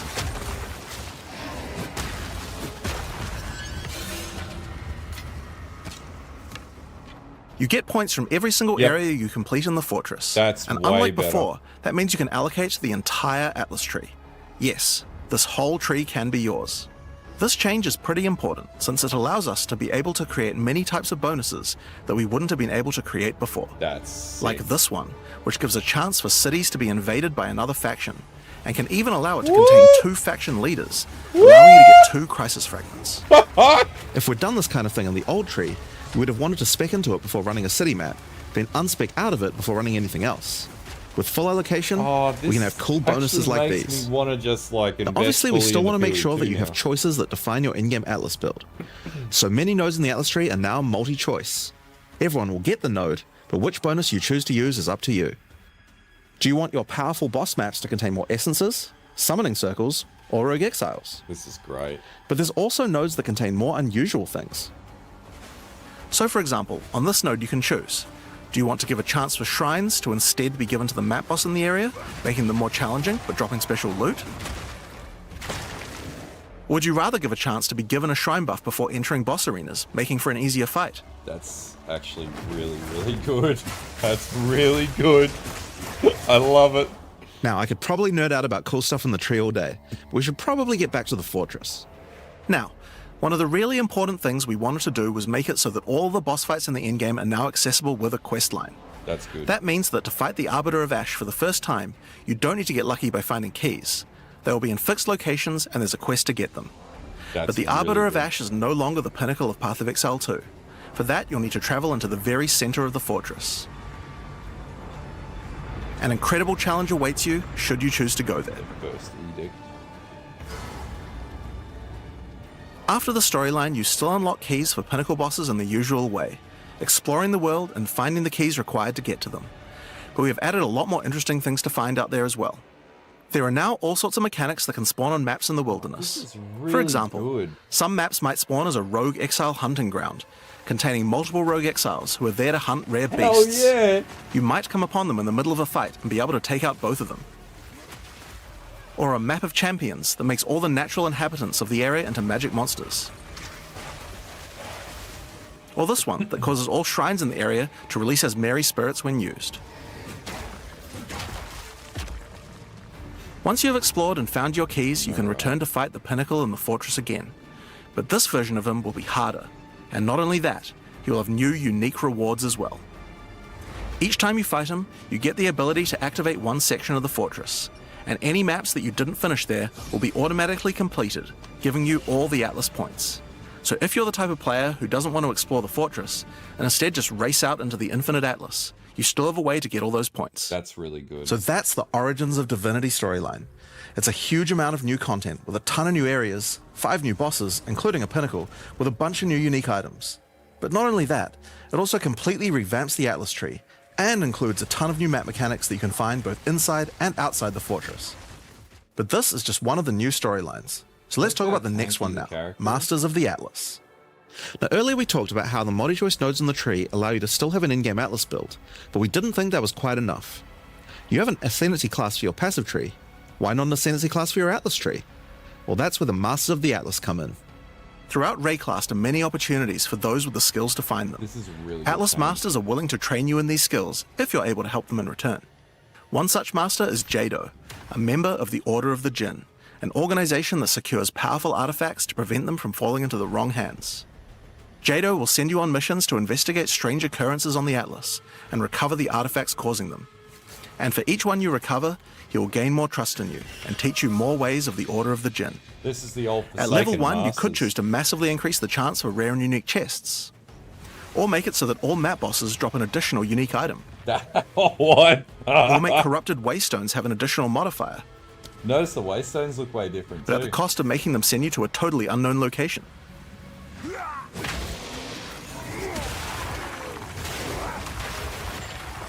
Each mission you complete for Jado will unlock another row of abilities and give you another point to allocate, letting you choose how you want to specialize. But there are other masters too. For example, Hilda. Hilda is a member of a guild of monster hunters. She will send you on missions to assassinate specific deadly creatures around Rayclast and harvest their parts. In exchange, she will teach you her monster hunting skills, like this one, which adds a 25% chance to upgrade any map boss to a powerful version. That's sick. Or this one, which makes his Marian spirits no longer possess rare monsters, making them go for the unique bosses in the area instead. You might notice that many of the effects on these are both upsides and downsides. So Hilda, for example, can make it so that you only get one attempt when fighting pinnacle bosses. But in exchange for that, they always drop 2 uniques. Because of that, we wanted it to be easy to swap between them depending on what you're doing. It's pretty good. As you unlock each master, they will appear on the side of the screen. Simply click whichever one you want to use to run the map, and all the bonuses you have selected for that master will be activated. This allows you to have a few different strategies that you can quickly pick between, depending on what you're running at the moment. Now, one thing that's been pretty obvious is that the endgame leagues we created when launching Early Access in 010 were not really up to the standard of the leagues we did since then. Yep. Fate of the Vaal and Rise of the Abyssal just have a lot more going on than Delirium or Expedition, for example. We wanted to do a serious upgrade to all of these mechanics before we do our 1.0 release, and so that's what we've done. All 4 of the leagues we launched in Early Access have been upgraded with not only new quest lines, but new mechanics, new crafting systems, new uniques, and new pinnacle bosses. One of the really important changes we made to all the leagues is that you can now find them on the Atlas in specific locations, and each one has a quest line that will lead you there to being able to complete the league, along with its Atlas tree and its pinnacle boss. That's really good. This is true even for the leagues that we didn't do major redesigns to. So let's use Abyss as an example. When you first encounter one in the endgame, you'll get a quest that leads you to the east, where you will find these mega abyss cracks in the earth leading away from the Well of Souls. All the maps along the cracks will contain abysses with special properties, and mapping along these cracks will close the Atlas scale abysses, giving you points for the Abyss Atlas tree. At the end of each Atlas abyss, you'll find an Abyssal Depths, with the boss fight for one of the Abyssal factions, giving you a guaranteed way to fight them. Yeah, and after completing all good. 3, you'll get a key for the Well of Souls, allowing you to fight the Vessel of Cooler map. This gives you guaranteed This kind of thing makes an in-game progress. league so much more friendly for new players, giving people obvious goals and a guided experience to complete them. And then once you do it, Alright, it'll reset. so let's talk about the first of the upgraded leagues, Delirium, and its new storyline, The Hare and the Raven. As you may remember, during Act 4 you were tricked into releasing an ancient entity from a Karui prison known as Tangmazu, the Raven Trickster. Tangmazu delights in breaking the minds of those who step through his mirrors, and when touching one, he will attempt to destroy your mind with twisted abominations generated from your worst fears. In Return of the Ancients, the first time you approach one of his Delirium encounters in the endgame, you will find Elder Maddox locked in a trance. His mind is trapped in one of Tangmazu's delusions, and you will need to free him.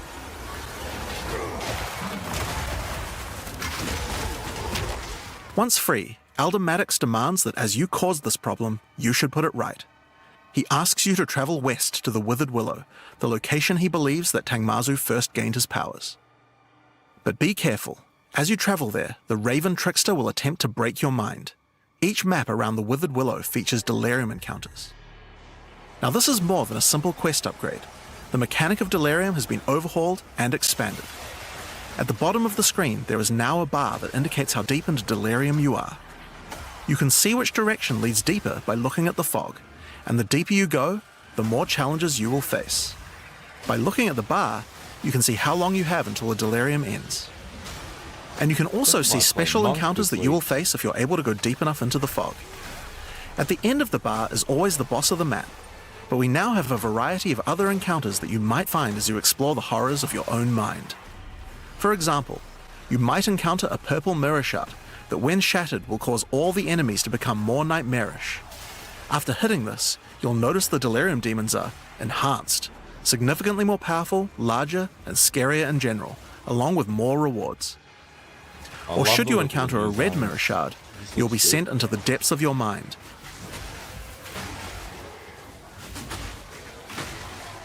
And must escape it while fighting off hordes of your worst fears.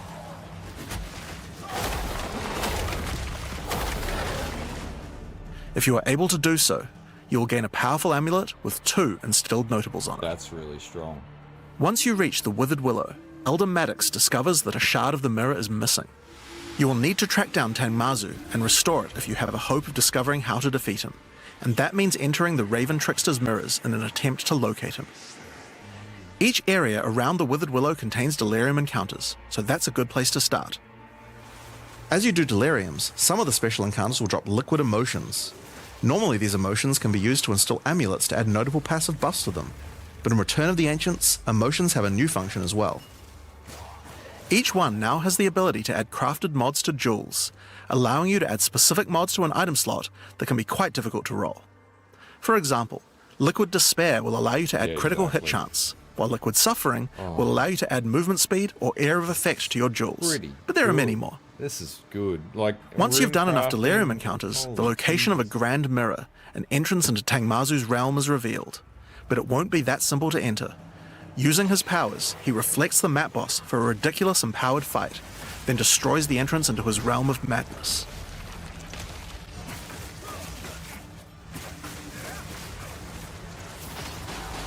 In order to find him now, you'll need to let the insanity fully into your mind. A strange fruit is left behind which you can consume to fully embrace the madness in an attempt to reach the Raven Trickster's realm. Consuming the fruit will cover an entire area of the Atlas in fog, and every map you do in the fog will get progressively harder and harder as you explore the deeper reaches of your mind. At some point you enter a new layer. A simulacrum of your memories, twisted and perverted by the Raven Trickster. I want to play a monk. I haven't played the monk. Should you be able to complete the simulacrum, Tangmazu will believe that you are worthy of a true challenge, and will let you take the remaining shard of his mirror. allowing you to enter his realm of madness back at the Withered Willow. If you dare to face him, it will be a fearsome challenge. This looks awesome. Do we actually get to fight the Delirium boss? So, that's the new storyline of Delirium. As you can see, it's not only a questline, there are new mechanics, new crafting options, and new boss fights. But one question you might have is, what happens after? Well, once you've completed the story, grand mirrors will start appearing on the Atlas sometimes after completing Delirium encounters. After doing the grand mirror, you can select where on the Atlas you want to do your fruit-induced drug trip and get another key to fight Tangmazu. But this time, the fight will be quite a bit harder. And not only that, the fight will be able to drop a bunch of new uniques that were not available in the questline version. We'll show some of those later. After doing a grand mirror, the decision of where to spread the fog can be important, because there are some potent emotions that only come from certain map bosses affected by Delirium this way. Like all emotions, they can craft special mods onto jewels, but these potent emotions can create mods that you can't get any other way. So for example, Potent Liquid Melancholy is an emotion that can only come from human bosses, and allows you to add a variety of on-hit effects. Also, you might want to try instilling amulets with these emotions. They could have some interesting effects, with some powerful notables that do not normally exist on the tree. Ooh. Like Storm's Rebuke, which makes armor break boost your cold and lightning damage. But also notables from a clearly deranged mind, like Calm's Blessing. This skill allows you to ancestrally boost fire spells after using a Warcry. How about using an Ancestral Flame Blast? That's really cool. Now, just like before, you can also upgrade the League by getting points for a dedicated Delirium Atlas tree. But this now works in a much better way and has much cooler effects. The maps in the Delirium area of the Atlas give you Delirium passive points for completing them, so it's easy to see how to progress. Some nodes will add new types of mirror shard encounters to your Deliriums. This is good though, like this one, which will pause the Delirium for some amount of time, allowing you to more easily get to higher depths.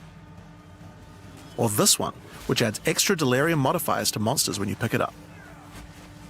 There are also nodes that can add new types of drops, like this one, which modifies simulacrum encounters to add special liquid emotions, which can craft time-lost jewels. And nodes that apply to the Atlas mechanics of the League, like this one, which causes the Grand Mirror to spread Delirium fog over a larger area of the Atlas, potentially containing multiple simulacrums. But it's fantastic. Alright, so that's the changes to Delirium.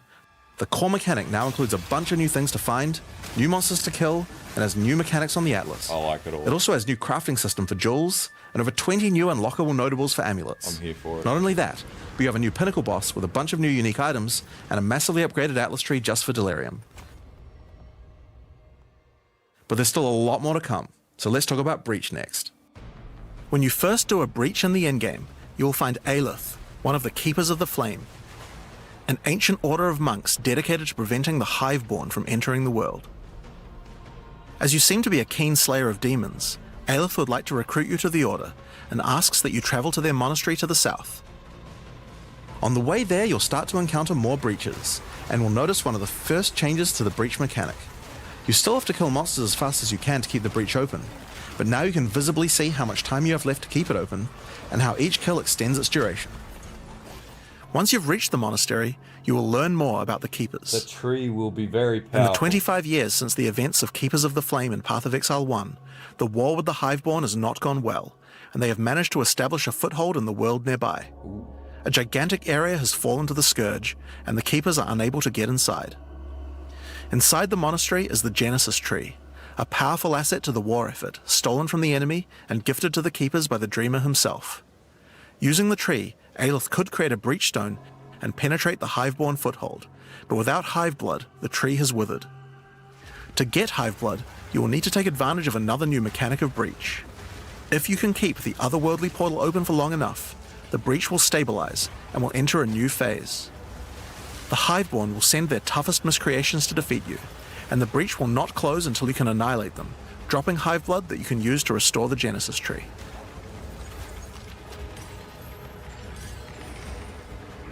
In some cases, you may even attract one of the deadliest foes the Hiveborn can offer, a Marshal of Zesht.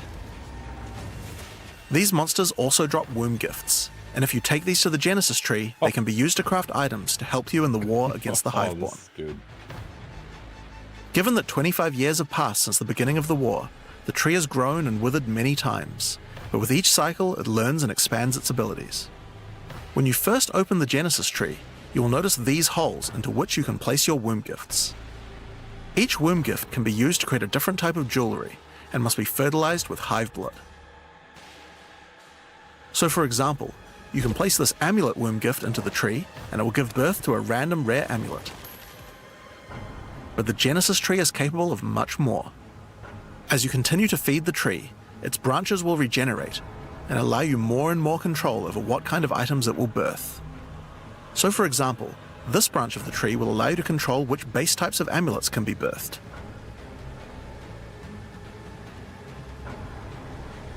And as you go deeper, it will even allow you to create new base types that you can't get anywhere else. That's crazy.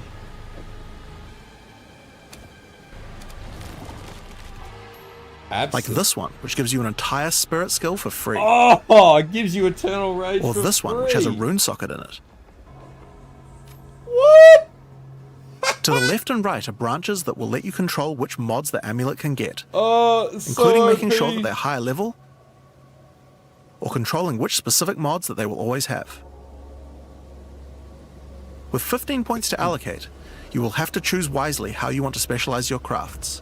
But it's worth noting that this tree doesn't have any cost to respecking it. You can enable or disable the nodes at any time by clicking on them. That's very lucrative. On rings, we've also added some really interesting new crafting options as well. You have a bunch of new base types like these, from PoE 1. But you also have entire new classes of mods that can be added. They're all from PoE 1. The right-hand branch of the ring tree adds an entire new set of caster mods to rings.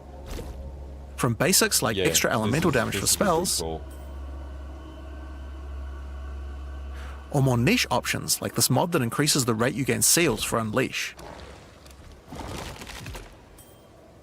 There's going to be so many new mechanics. That's insane. And on the left-hand side, you can unlock an entire new set of mods for Minion characters. This stuff is actually pretty important, because casters and Minion builds didn't have as many slots with interesting item crafting compared to attack builds. The Genesis tree narrows that gap. There are also trees for belts and currency. I won't go over them too much here, but there are all sorts of goodies in these too, like being able to create new catalysts for jewels. For jewels? Or a belt that gives lightning damage. Fuck off. Once you've done enough breach encounters, you may finally get a womb gift capable of birthing a breach stone.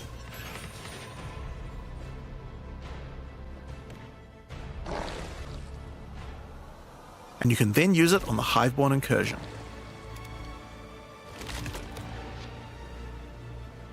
Once used, the true extent of the Breach Demon's foothold becomes clear. They have not only transformed the land, but constructed huge sky hives as well. When you enter the outskirts of their realm, you will discover breach hives. Using the power of the Keepers of the Flame, these otherworldly structures can be burned away when walking through them. But for each one destroyed, more of the Hiveborn will attack when you attempt to purge the hive.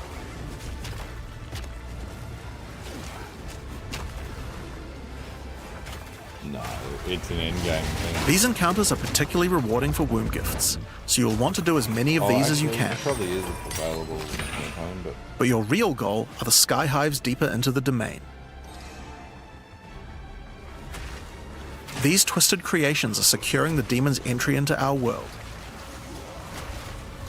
Inside the very center are the Breach Lords Tool and Ash. Yes! And you'll need to defeat them if you want to get rid of the foothold Grey once and for all. Wings might be in the game.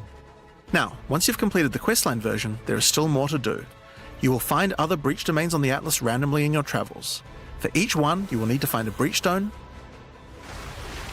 destroy the sky hives, and defeat the breach lords. This is good.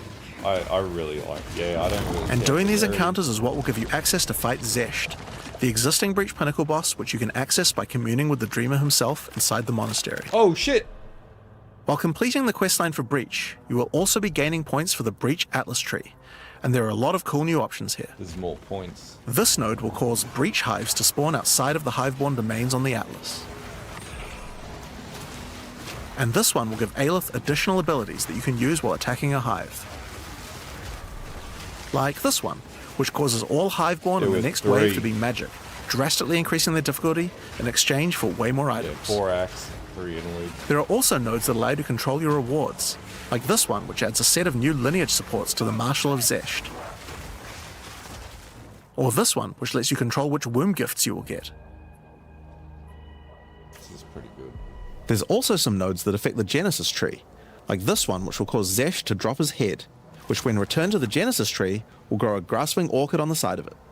You'll have to experiment to find out what this thing is good for. Putting rings on its fingers seems to make it happy. What? What? So that's a rundown of what you can expect from the new Breach questline. There's the chain There's a new stabilization mechanic for breaches. That means you can craft armor. Hive encounters. 60 rings equals bloody and hive-born incursions on the mail, Atlas. whatever it is. But you also have a huge new crafting system and new bosses as well. That's amazing. Alright, so let's talk about the Rite of the Nameless storyline next. When you first complete a ritual in the endgame, Aoife, a lost spirit, will appear. She appears to need your help, but isn't able to communicate more than a few words, beckoning you to come to the Wildwood. Like the other leagues, Ritual now has a place on the Atlas to call home. The Wildwood could be found to the west. When you first arrive there, Aoife's spirit will guide you in, where you will discover that inside the Wildwood, spirits can take physical form. Morgan. Aoife has been bound to this place by the King in the Mists, and requests that you free her. But in order to do so, you will need her body, currently in possession of the King.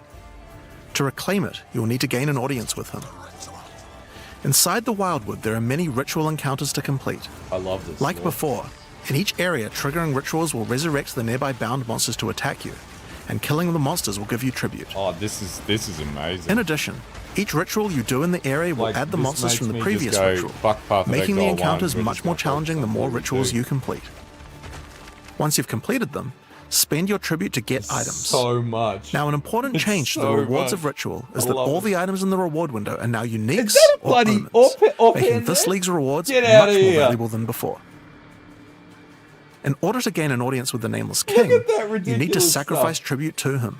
Any remaining tribute you don't spend can be sacrificed this way to fill up this bar. Once you have enough tribute for an audience, return to the Wildwood to divine his location with the Nameless Shrine. His location will be revealed deeper in the Wildwood, and you will need to make your way to him, like you've got to kill him, dedicate time into the mechanics to get what you need. And get Aoife's body. The price of things will go up and they'll be more valuable. Using her body, you can attempt to release her spirit, but this is when you learn about the true threat of the League. The Wildwood is built on top of an ancient prison. The King in the Mists didn't gain his power out of nowhere. He was granted it by an ancient being of darkness known as the Bodark, and the Nameless King's use of this power has been causing the prison to weaken. In order to prevent the Bodark from entering the world, a champion will need to enter its prison and beat him back, but those with a name are unable to survive there. In order to do so, you will need to transfer your name to another with a new mechanic in the Ritual League, the Rite of the Nameless. The rite will begin in a nearby forest. At first, it appears to be a regular ritual encounter, but that will soon change. The final ritual of the area will include the map boss. And defeating him will give you a piece of the effigy onto which you will transfer your name. That's exactly what I was talking about. Like, different builds will need to be played for different mechanics. But the ritual is still not complete. Once the map boss is defeated, the Atlas will open, and you will need to pick another adjacent map to continue the ritual. During the rite, each adjacent map will have different rewards to tempt you. So for example, if you go in this direction, you gain significantly more tribute. But if you go in this direction, the uniques in the reward window will turn into currency instead. You can also sometimes get offered specific items that will be added as rewards. So much content. So in this case, you'll have to choose if you want to get 5 Chaos Orbs or a Mage Blood. A difficult decision, I'm sure. Oh my god. Wait, what? Now, as this is one continuous ritual, the encounters in the next map won't start from Mage scratch. Blood's in the game. They contain all the monsters that were gathered from the rituals of the previous map as well, making them harder and harder. And that includes the map boss too. You will need to defeat both map bosses in the final encounter for your next effigy piece. And it still doesn't end there. So that must mean that you can Pick have another your map, charms active. another reward, and add another map boss to continue until the ritual of the Nameless is complete. It will take 5 maps in all, and will be an incredible challenge. But once complete, you can return to the Wildwood to perform the final rite. Transfer your name to the effigy, adorn the crown of the Nameless King, and enter the prison. Now, of course, once the pinnacle boss is complete, the league doesn't end there. As you do rituals on the Atlas, you can continue to give tribute to the king in the mists for another audience. That first is really good. No, I wouldn't have picked that. Pick another forest to begin the Rite of the Nameless once more, and this time with a harder pinnacle boss and new unique items to find. Of course, we've also significantly upgraded the Ritual Atlas tree. Get points by completing maps in the Wildwood, and you'll be able to unlock some pretty cool nodes. Some of them affect the Rite of the Nameless, like this one, which extends its duration. You thought fighting 5 map bosses at once was hard? How about 6? Yes! Or this one, which makes maps during the Rite have more reward mods. Bring them on! You also have nodes that allow things to combine with other content, like this one, which gives a chance for rituals to be created inside summoning circles, so good. Adding a random boss to the ritual encounter. There is even a node which adds a new type of possible ritual, the Audience with the Queen, which causes the Bride of the King to sometimes appear. What is that hammer? Okay, so that's ritual. But let's have a look at what this means for endgame content as a whole for Path of Exile 2. When you include the expedition changes made by the League, we have a total of 5 new endgame storylines, each of which has a hub, crafting systems, areas to explore, NPCs, and a pinnacle boss as a capstone. Not to mention the Masters of the Atlas storyline as well. But more importantly, you now have immediate quests as soon as you arrive at the endgame, and goals with obvious progressions that you can see how to finish. Each endgame questline has a progress bar that you can pop out from the side of the Atlas screen at any time. This shows you how far through you are, and buttons that will take you to the hubs for them. Way of progressing. Overall, it's just a way better endgame experience with a significant number of fun objectives to complete. But just in case you didn't have enough goals, we did have one other thing that you might want to complete this league. These are called challenge leagues after all. Where are all the challenges? Yes! Well, players of Path of Exile 1 will be used to the fact that each league comes with a series of challenges that you can complete in order to prove that you are indeed the best. We haven't done these yet in Path of Exile 2, but it's time to change that. If you're able to complete them, you'll earn pieces of the Knight of Alder armor set. Oh my god! Opening the challenge screen will show you a series of 8 challenges. After completing each one, anyone in chat or in the forums will be able to see your prowess. In addition, you'll get a statue to put in your hideout showing anyone you trade with. Yeah, okay, we're going full degenerate you'll earn the mode first piece of the armor set PoE2. after doing 2 challenges, and the full armor set after completing all 8. So that covers all the content you'll encounter in Return of the Ancients. But what about some new tools to fight against these new pinnacles with? Well, we also have some new ascendancy classes as well, but to introduce them, I'll hand you guys back to Mark.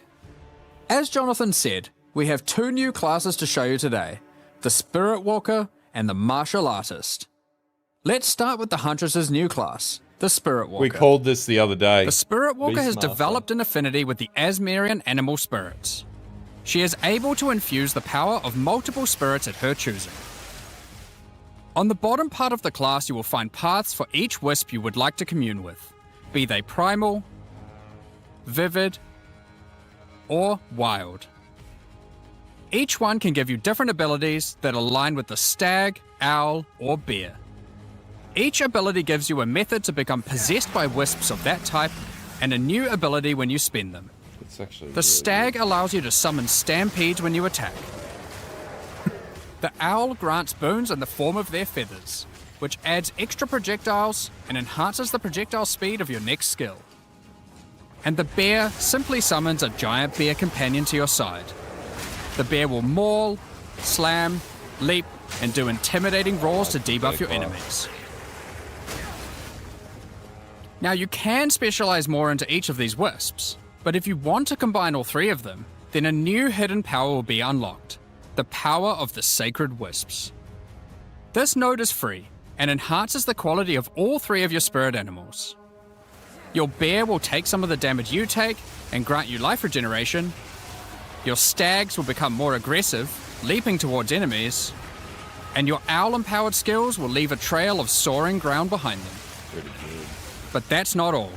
The Spirit Walker has other powers beyond wisps, such as Idolatry, which can give you large bonuses for using idle socketables in your equipment.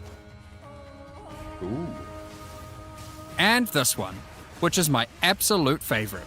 The Spirit Walker, having attuned herself with nature, can gain the ability to tame beast bosses, opening up a whole suite of very cool options for your world. Maybe you tamed the mighty Silverfist Yep. in the jungle depths. Unleash him on everyone! Or maybe a three-headed chimeral beast in the chimeral wetlands. That is some wild shit. Or then there's a giant frozen owl beast, Rakar, the frozen talon. That There's is so many broken. choices. It's You're so going to have to broken. experiment a bunch with this one, and I'm very excited to see what bosses you all choose to have as your trusted boss companion.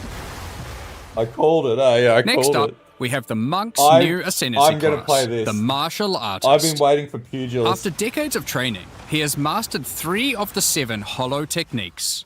Woo! Channeling hollow form technique allows the martial artist to create illusions of himself, Yes! which then use a skill of your choosing. Perfect for turning skills with less area of effect Oh my into ones that God. can obliterate packs with ease. This is so good. Should you find yourself overly vulnerable while channeling, you might want to take Way of the Mountain, which causes you to be covered in stone when you immobilize enemies, mitigating large amounts of damage. This can even enhance your attacks too. We By had this hardening in your chat weapon the in other stone, day. you can deal even more damage. After taking Hollow Focus technique, you can manifest your spiritual energy into objects. In this case, bells, which will appear around the martial artist and can be shattered by any of his attacks, even ones from the Hollow Form technique earlier. It's gonna be insane. Hollow Resonance technique furthers that by adding a manifested bell to your back, which rings each time you deal a critical strike, What? damaging all enemies around you. That's so powerful. Through all the martial artist's thorough training, he has mastered the flow of internal spiritual energy too, and has engraved Tattoos. runic tattoos around his meridians.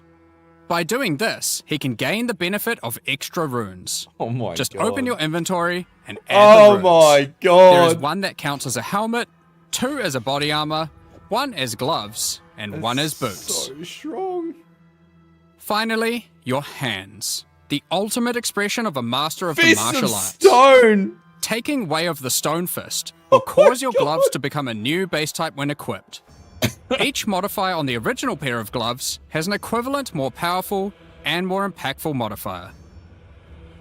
For example, these gloves add some physical damage, cold damage, lightning damage, Playing some this. resistances, and life gain on hit. We're League Star testing monk. Eye strike monk. Now, when I equip these, they become literal fists of stone, and not only grant me a bunch more evasion and energy shield, they now also grant a lot more damage, some maximum resistances, What and a the significantly higher amount fuck? of life gained on hitting enemies.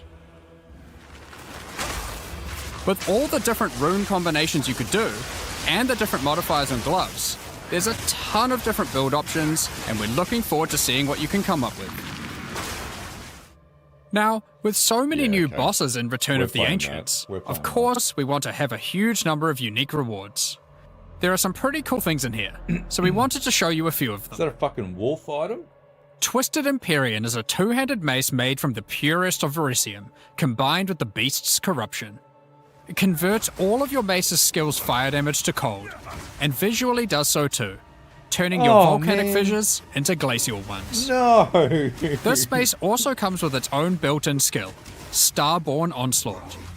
Using Glory, you can leap backwards, throwing your mace at the ground, creating Verisium fissures, before calling behind it a storm of cold, metallic bolts from the stratosphere. Next, we have Eventide Petals, an amulet that not only grants runic ward, but 42% also comes with crit. its own reservation skill, Midnight Zenith. This skill causes your critical hits to grant Arctic petals that hover around you. Once you have acquired enough of these petals, they will be consumed, creating a floral ice crystal near an enemy.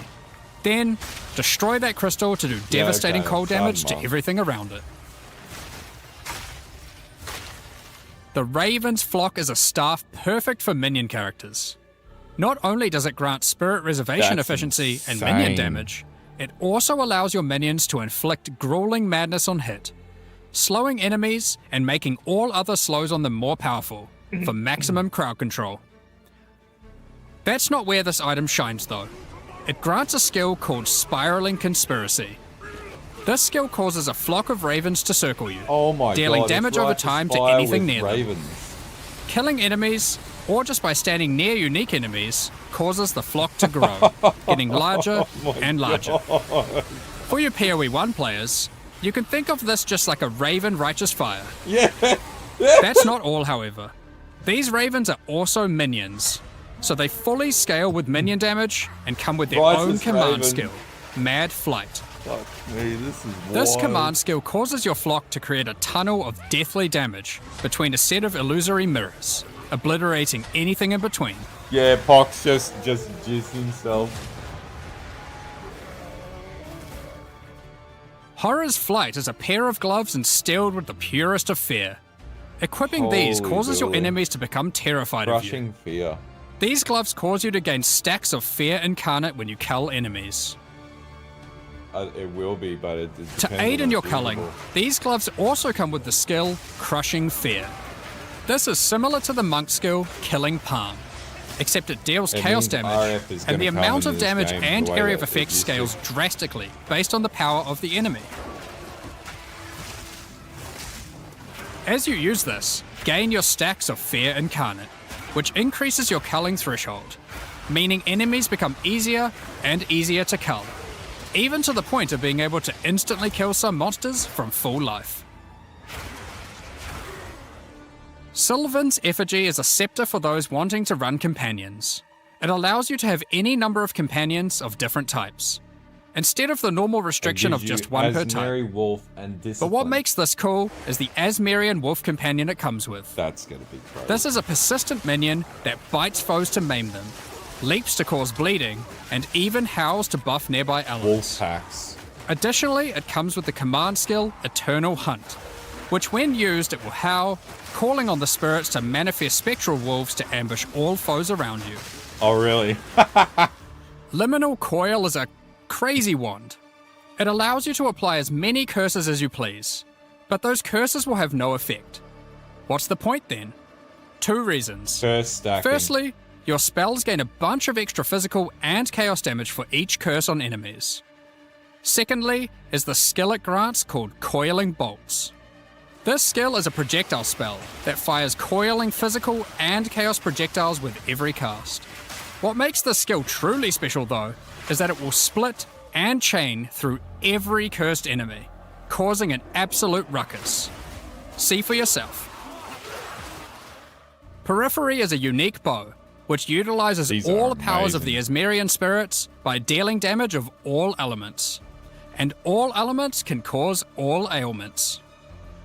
The coolest thing about this bow, however, is the Asmerian Swarm skill. These are minions that are summoned when you kill enemies. They will pursue all nearby enemies, damaging them and inflicting a debuff on them that boosts your elemental damage even further. Watch as you mow enemies down, and the swarms of Asmerian wisps aid you, melting enemies one screen at a time.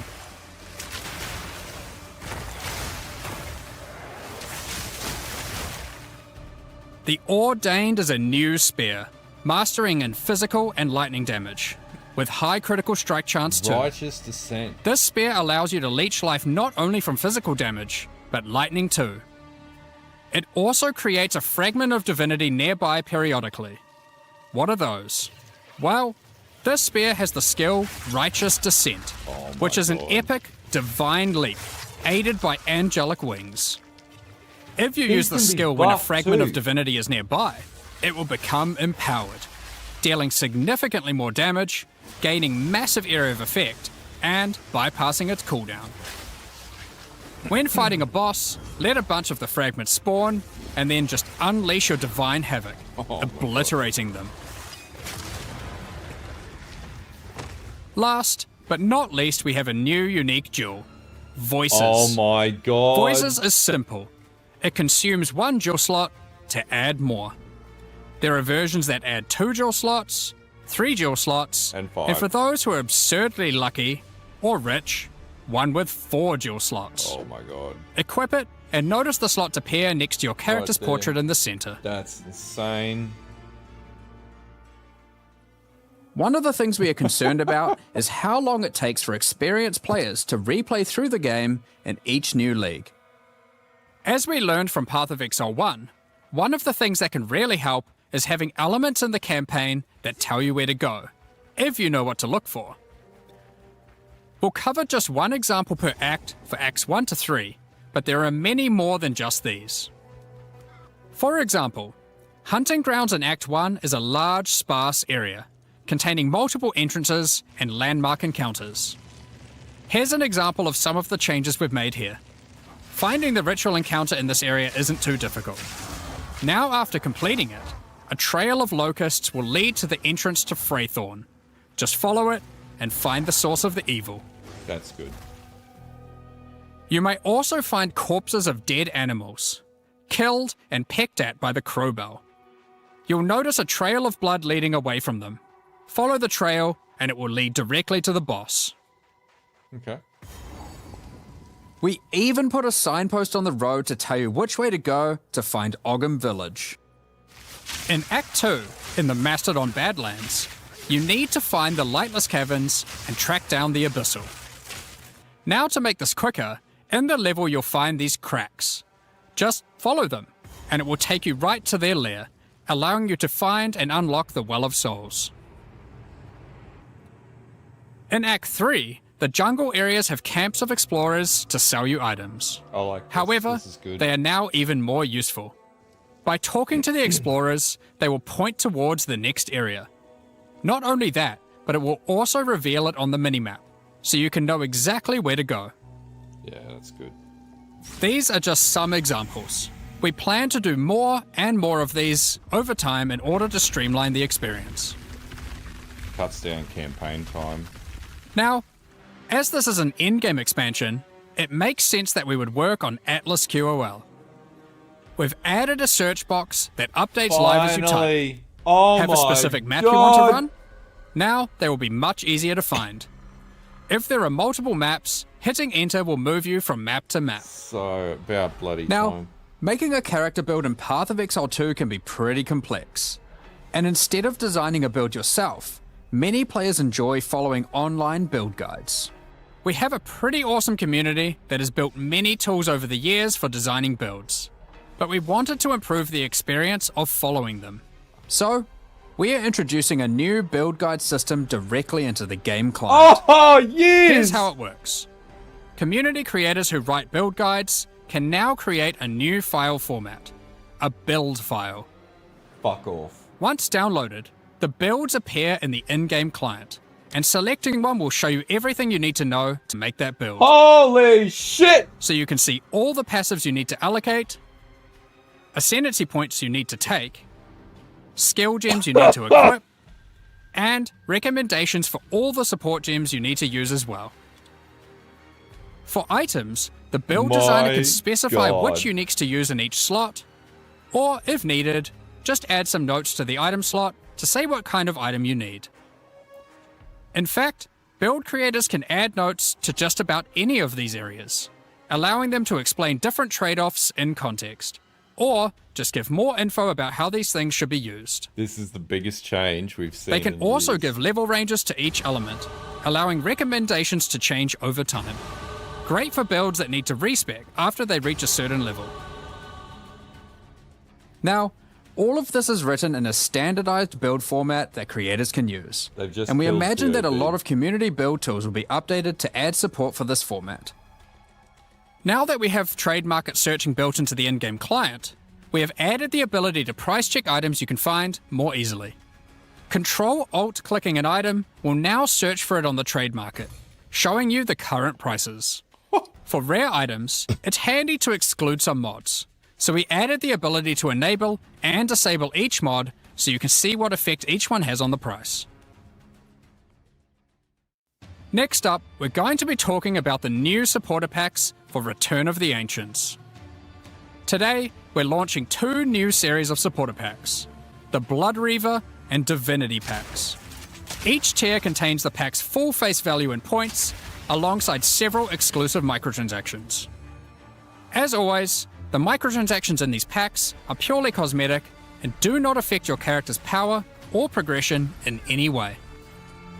The Blood Reaver series of supporter packs contains 6 exclusive microtransactions. Let blood fuel your bloodshed.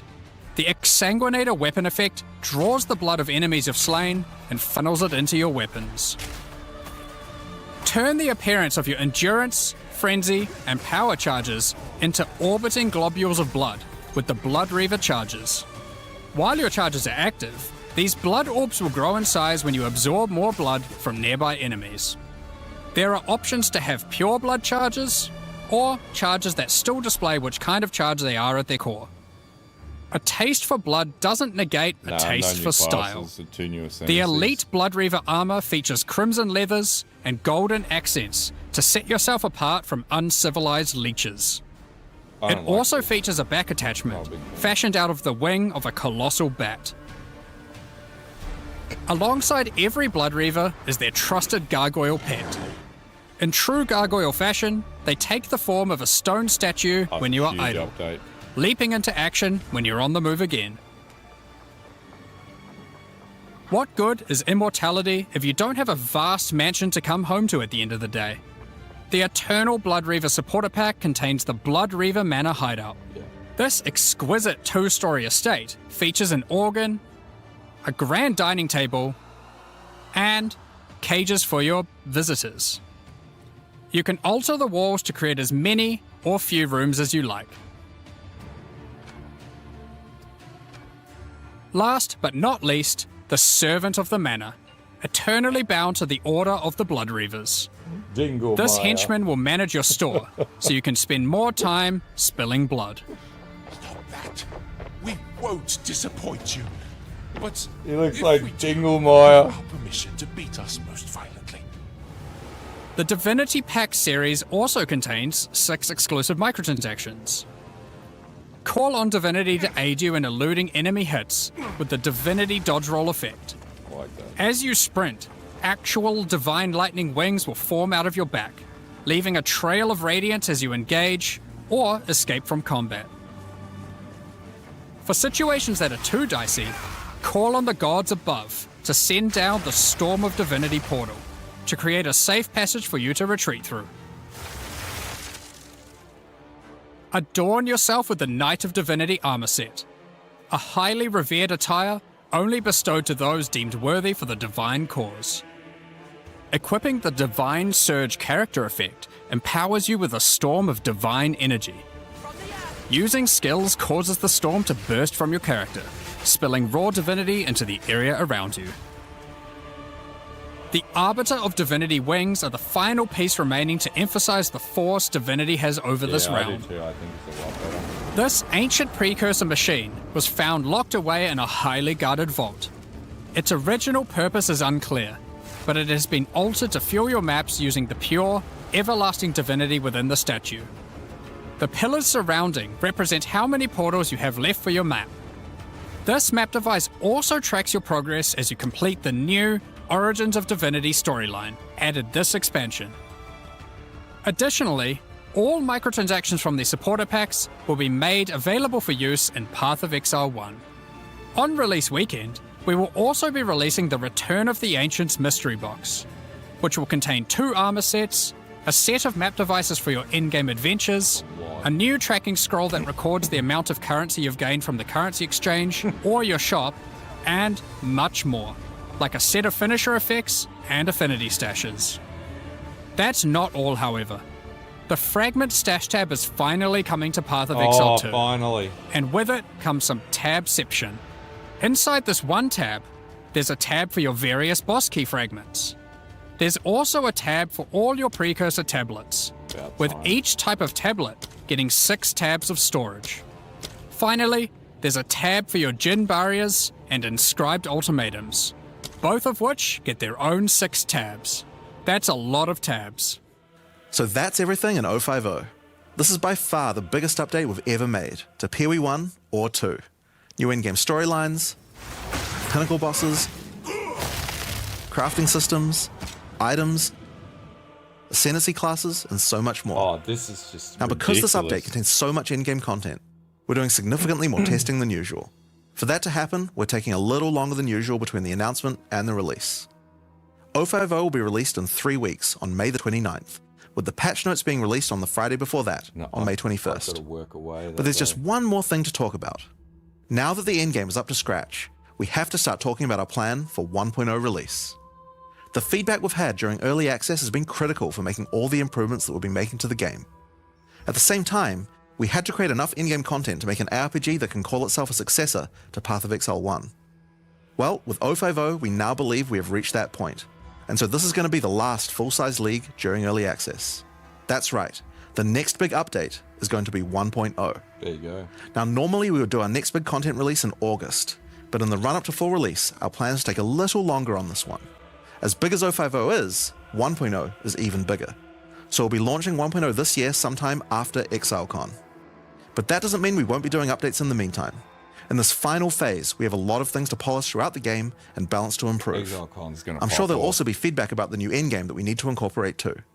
The difference is that the focus is not going to be on adding more content like the previous updates, it's going to be on improving what we already have. But we still want to encourage people to try out all the balance changes and improvements that we're making. So we're going to be running a few event leagues during this phase alongside each update. Think remixes of existing mechanics or features. And speaking of ExileCon, don't forget to pencil it in on the weekend of November the 7th in New Zealand. I'll be there.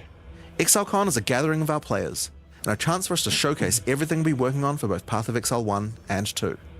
And this one will be particularly important for us, since we finally get to unveil some of the coolest content that we've been working on for a while now with Act 5 and 6. Tickets for the in-person event are currently sold out, but don't worry, all the announcements and talks are going to be streamed online for all of you to watch. Now, I'm personally so excited for this. This is the year that PoE 2 comes out. The campaign is finally finished.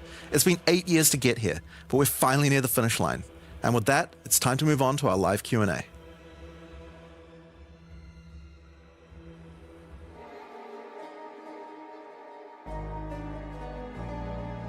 Thanks for follow, dude.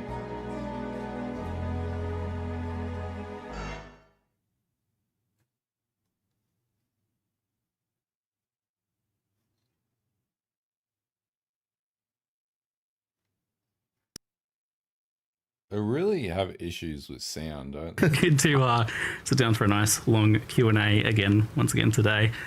We just had a teaser for Return of the Ancients expansion and its complete overhaul to just every single thing in the endgame, complete endgame overhaul. The Runes of Alder League with a frankly somewhat confusing amount of crafting and systems and things in it. It kind of keeps going.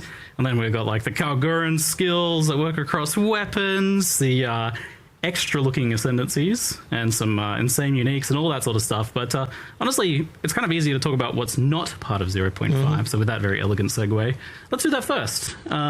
So I think some people definitely had an expectation or a hope that there was going to be a new class or a new weapon type here, swords perhaps. Unfortunately, it's just the case that making a class is something that takes longer than a single cycle. So yeah, it was never going to be on the cards for 050, unfortunately. But so it wasn't even that it was moved in this case. No, it just wasn't. It just isn't something that we can do in that short amount of time. So it's going to have to be the next one before we're able to get. Well, last time you guys teased like the druid and the huntress beforehand. Exactly. Right? So it's kind of funny seeing everyone like this. Like probably the mistake we made was having a sword in the teaser for the breach stuff. I thought it was a fishing rod. So no one thought about that, but it's just kind of funny. It is a shame, but it seems like you guys have kind of. Well, you keep raising the bar on yourself as far as class design is concerned. Like, and it's not like we're not working on it in the background, right? Like that is definitely happening. I've been seeing a little bit of work going on there. We're simple people from New Zealand. Like swords, they're advanced technology that we haven't quite gotten yet. So we just don't understand. We're trying to learn how they work. Just like get on the map, aren't you? There's like a straight line. There's like some metal. These are complex things. There's a lot to figure out there. But do you care to speak at all, like kind of what your plans are in that regard as far as like classes and? I really shouldn't, just because it'll spoil the reveal for that will come not exactly, some of the time. But like, what are you kind of hoping towards getting like from 0.5 onwards? In the lead up to ExileCon in terms of that? Are you hoping to get like all of the classes in the game, just one or two more or something like that? Well, so I think that what the main focus is going between 050 and 1.0 is going to be more about like improving what we have, like polishing everything, and 1.0 is where you're going to get the like the big new content update, like that's going to include the Acts 5 and 6, it's going to include like class stuff, it's going to include like all that sort of thing, because really ultimately the main goal of of early access is like make sure that all the systems that we have in the game are good, right? So we need to make sure the end game is good. We need to make sure that all of the like the skills, just the way that combat is good, and like all the various things, like like even stuff that isn't good yet, like ascendancy trials, right? Like there's going to be stuff that we need to do before 1.0 to get good, and so like that's kind of so long as we can get that stuff, then I think people trust that we know how to create like an act at this point, right? Like so that isn't exactly something we need to test per se, so really what we need to do now is like assuming that people are happy with the end game that we've released in 050. That will mean that we've kind of checked all the boxes of stuff that we need to know, and there's still stuff that we need to improve, and like that'll happen between 050 and 1.0.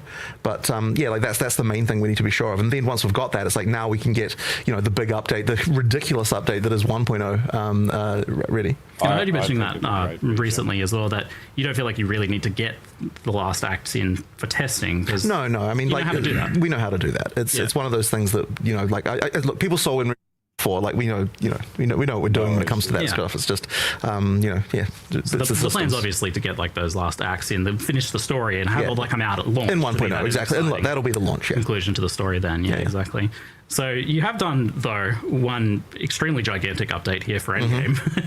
And it seems like you've done a lot all-in-one expansion. Yeah. And you've got this plan to like kind of do a little bit of like some other stuff in the interim. So why did you go for this route of trying to do so much all-in-one instead of spreading it out over, say, a couple of expansions? So in retrospect, maybe we should have spread it out. But honestly, the reason is because we wanted to actually make it so that like we wanted to deliver a patch where like this is what we expect the endgame to be. Like this is the template for what leagues look like when they're in endgame and that kind of thing. And I feel like if we'd just done a couple of them, it wouldn't have really got that across. Like it needs to be like, once again, this is what endgame is, and it really is fulfilling a lot more of what we had hoped for in terms of feeling like a world that you can explore, that there's things everywhere and that kind of stuff that we had wanted for. And the other thing as well is there were just like a few things about the current endgame, right? It just didn't really give you goals in the right way. Like you get to endgame, you don't know what the hell to do, and a lot of players just leave right there. There needs to be the case that when you get there, like there's objectives, there's things, that feels like there's actually a storyline there, this kind of stuff, in order to entice players to actually go further than the campaign and actually get into endgame. So I think that if we hadn't have done all of the leagues at the same time, it just wouldn't really have kind of gotten across what we're really going for there. And it sounds like the plan now is to be able to focus on a little bit more polish in the lead up to ExileCon as well. So we plan to have some more leagues, but they won't be like content, like mega expansion type leagues. Like it's more like kind of like the 1 month event type things that we've done. And that's really just because we want to be able to, we still don't want to do mid-league nerfs. And so to be able to do all the balance changes we want to do, because there's a huge amount of balance still to do. In order to do all that stuff, you still need to have an economy reset. And so what we'll probably do is more event type stuff, like remixes of existing content, but also adding stuff where stuff's missing. So for example, like we still have a lot more uniques we need to make, especially like mid-game uniques, so that kind of stuff. We now believe we've got the standard of where a unique needs to be in PoE 2 in terms of like, and it's like way more than what you need in PoE 1 in terms of being like to reach the standard. And so now that we've got that, we can expand on that, get more uniques, sort of, mid-game ones, that kind of stuff. So there's stuff like that that'll be coming in the sort of the updates between now and 1.0. But it isn't going to be the kind of like mega content craziness that we've got for OFODO here. We have a lot to dive into as far as endgame things. While people watching live, get your questions in the chat for all of that. In the meantime, I want to ask you folks about the new league, the Runes of Alder, which this is like an expedition rework, but it's also its own separate league.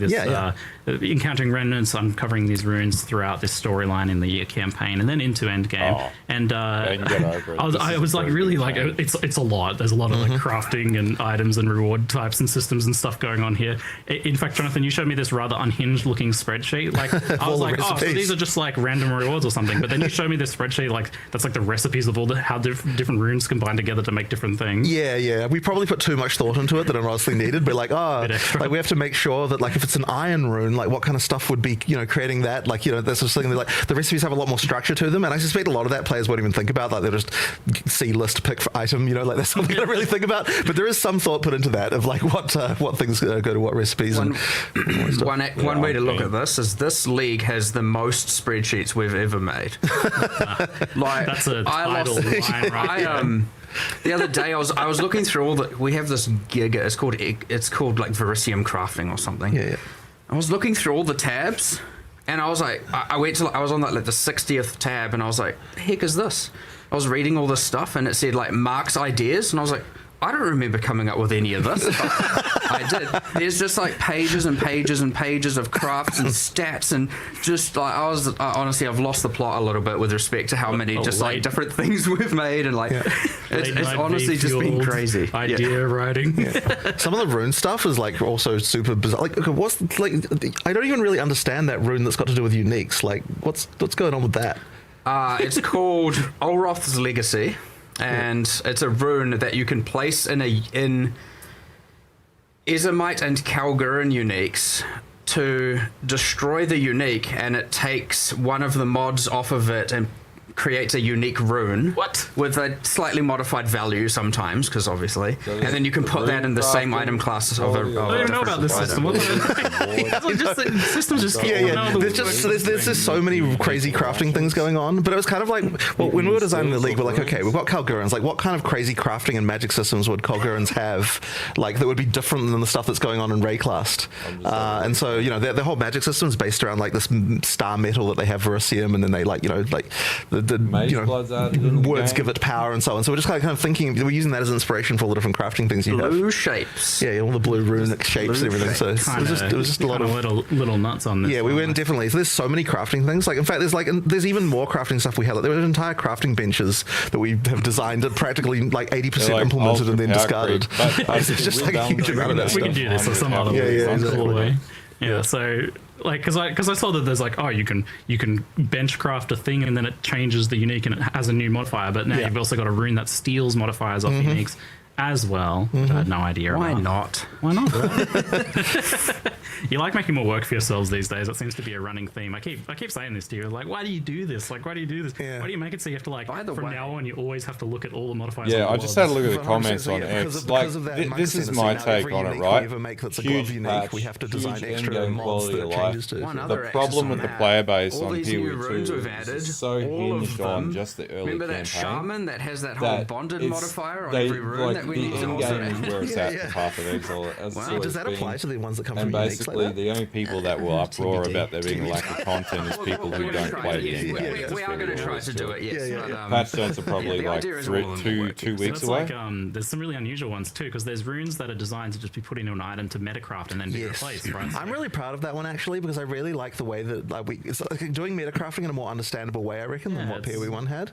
So you put the item in, you can start rolling different mods, but then you can take it out again by putting another rune on top. So and I guess there's going to be maybe some process where you put one of those in, do a craft, and then put another one in, do another craft. Almost certainly. Together. That one's pretty cool. We got like chronomancy mods on boots. You got like a berserking themed one for helmet. Yeah, that's what it's always been about. So it's really not a problem with the game. It's a problem with the bloody player base. That's like a different thing to what we've had in the past with meta mods. I think the changes are really good, and it gives a lot more progression through to pinnacles. It slows the pace to which you get to pinnacles. I mean, we also have that. It means you've actually got to progress your character and develop your character out, level it up, set of mods, and then you cast a set of mods on earn stuff and stuff like that. Not just like go in there. But the thing is, part of the reason for this is because we really wanted to make sure. So one of the things we're in the sort of early design phase of this is we're kind of like every league needs to have something that you're going to keep, like, if you want to grind Justice League, that there's a thing that, like, a reward that, like, you can keep on, giving, exactly. if you know what I mean? That there's, like, a reason to keep on doing this, like, economically. So, therefore, every league has to have some kind of crafting system that you can engage with for a very long period of time. And, like, we didn't quite have that. For, like, some of the leagues sort of had that a bit before, but now we want to make sure that every league definitely has something along those lines. The same people who, like, have negatively ragged on, like, content that I've put out and other guys put out have also been the same people that are basically a breach tree, getting real deep cuts on some of those things that you can do there, and now with the runes and everything as well. There's nothing wrong with this patch. Like they had to rework all of those mechanics at the end of the day. Actually needing to and like there's tons of skills and tons of variety. Like there's going to be so many builds and builds that are going to come out. But in it's going to be it's going to be ridiculous. Is when you find a rune that's I like the ocean system expedition. I think expeditions that relate to that rune will be displayed, except for that there's a few hidden ones that you have to do some quests to get. So there's some more quests throughout the campaign, and also some stuff in endgame that you can do to unlock a few more recipes. Oh, it is a QA nightmare, but like it's more direction targeted. Effectively, like you're just picking from the book every time. So like, I never really played the challenges walk up to full. There's some recipes. Just pick which item you want. That's effectively how you can engage with it. There we go. I never really played the challenges a lot in Path of Exile 1, but I'm more inclined to do it here with like 8 challenges. But like there's a lot that you can progress and earn which wasn't in the endgame before. And people getting hung up with, oh, we're not getting new classes or whatever for the campaign is a wild comment for a game that is like predominantly centralized around the endgame being robust.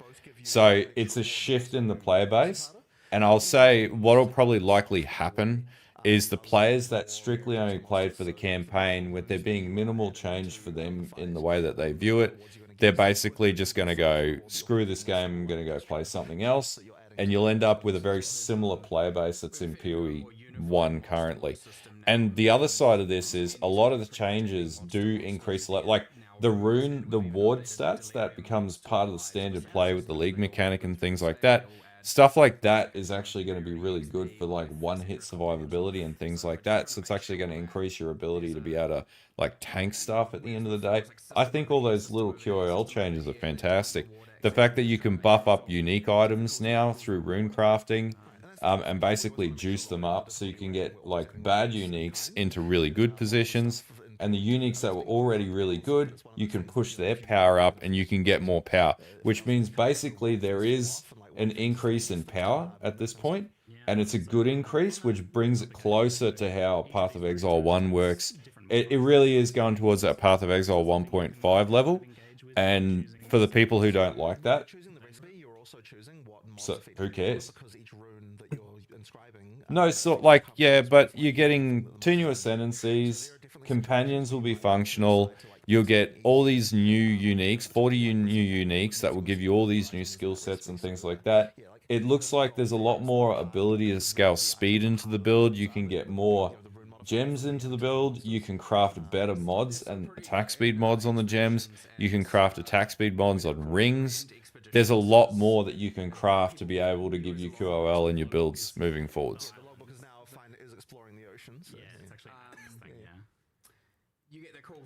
That's what I mean, like, it's Temple Wing Core. We won't see Temple stuff until we hit patch notes at the end of the day. Yeah, there's like way more functionality around crafting throughout the campaign with the rune crafting stuff. So basically, you've got all of that accessibility moving forwards to be able to craft better gear earlier on, and that's going to give you more access to progression. In fact, the whole progression is going to speed up through the campaign, I'd estimate. So it'll be about the same distance of the PoE 1 campaign on average, 6 to 10 hours tops, something like that. Yeah, well, that's exactly it, Cascade. The same people complaining are the same stupid comments you read about, I actually don't play the game for the end game, I play the game for the campaign. And I'm sorry to say, that's not the audience that this guy, like, that they can play the game for what it is, but ultimately the end game is where the mass majority of the player base sit. And that might be like a decent chunk in this game, but I think it's like they've had an expectation that like the campaign was it, and that was the misconception with the 0.1 with the whole Souls-like comparison, that the game would work like that, and that just is not the way that Path of Exile works. And if they don't like it, quite frankly, they can fuck right off. Path of Exile is what Path of Exile is. For the last 2 years, like, I've seen those comments come in, naysayers. It's the most vocal part of the community. Quite hostile towards the existing player base, be it the existing player base has had some pretty negative approaches. But, like, it's just ridiculous. Like, play the game for fun, play it as it is, play how you want. But, you know, if you're just going to sit there and say, oh, the campaign needs to be more Souls-like, that endgame that they've presented is absolutely fantastic. I am so excited. The excitement I feel right now is on parallel to how I used to feel with old PoE 1 patches, when we got, like, big mega patches come out.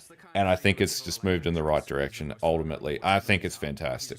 So, like, the whole, like, progress on the outlet, like, I'll do a video for each mechanic and break down what we've seen and what it was previously and whatever. I'm going to do that tomorrow and over Sunday. But I think this is a huge win. Anyone saying this is an L is a fucking idiot. Exactly, that's it. Yeah, like this is really good. And you know what? And I'll say this, right? For anyone who's making those comments, I have critiqued decisions they've made, and I have always exercised a level of neutral criticality when it came to decisions that I didn't agree with and did agree with. I have never ever glazed when it came to things that these guys have done. In this particular case, I think they have kicked it out of the park, and they've done an excellent job. And like, we'll obviously have to play the end game and see what it feels like, and there'll be a lot of development that'll come from that. But I think what they've done with it is turned it into this mundane carryover mechanic, into this unique experience with progression and everything. And I think like the multiple tiers of pinnacle bosses and everything was just all really good additions. I'm okay with there not being new classes or anything like that, on the basis of all of the other changes around runes and skills and everything as well. Yeah, Shield Wall, don't nerf Shield Wall. Though I think I'm going to play Monk. It's the first time I've seen Monk. I really want to play a Pugilist class, and it just looks insane. Yeah, exactly. Anyone complaining is, they're just a miserable bastard at the end of the day. Like, get over it. It's, you know, post the shit, whatever. And the thing is, they'll play the game or they won't play the game, whatever. At this point, I think the guys have done a really good job at GDG. I think they deserve a bit of credit for the work they put in. Yeah, it's a hard one. Like, the companion stuff looks really good too. Like, Wolf class with, like, Wolf Pack and Wolf, like, Alpha looks really cool too with minions. Like, a full Beastmaster class is freaking sick. Yeah, that's exactly it. Like, this is a fantastic expansion. So... You can always, of course, just trade for, like, the pinnacle boss keys themselves. Anyway, so, yes, yeah. But, you know. I'd say like what we haven't seen, right? Like people also judge based on what they haven't seen. So we haven't seen the skill tree, we haven't seen the patch notes, and we haven't seen all the balance changes. And we can already see like all these new additional sources of power, crafting, accessibility. Like the rune stuff is fantastic. Off meta builds, yeah, retreat. Off meta builds become 10 times easier when there's better tools. And I would say that they've done a balance pass over the base skills and lifted up all the underperforming skills as well. So, like, a lot of these saw, like, rolling slam, things like that. Generally, when they're showcasing those skills, they've done something with them or improved them. Attack speed's more accessible. Patch notes would be about the 21st or so. So they released it on the 29th. They released the patch notes about a week before. So either the 21st or the 22nd. Yeah, exactly. It could be really good. Yeah, the mouse transition thing is pretty not great.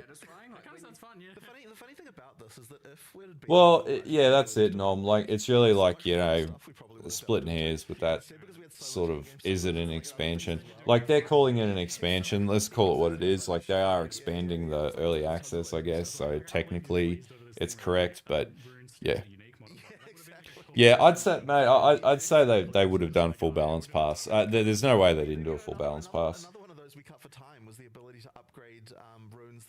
There's a thing that will upgrade a rune that's already in your gear. Yeah, you can get like a perfect. So you can get a perfect rune of any rune can be upgraded. Yeah, looking at all the rune stuff and all the rune skills, like, you know, by increasing defenses now with ward, you can then have a portion of that as your damage, which means you can now ward stack, and then that'll translate to what, 20% increased damage or whatever. Like, melee got buffed.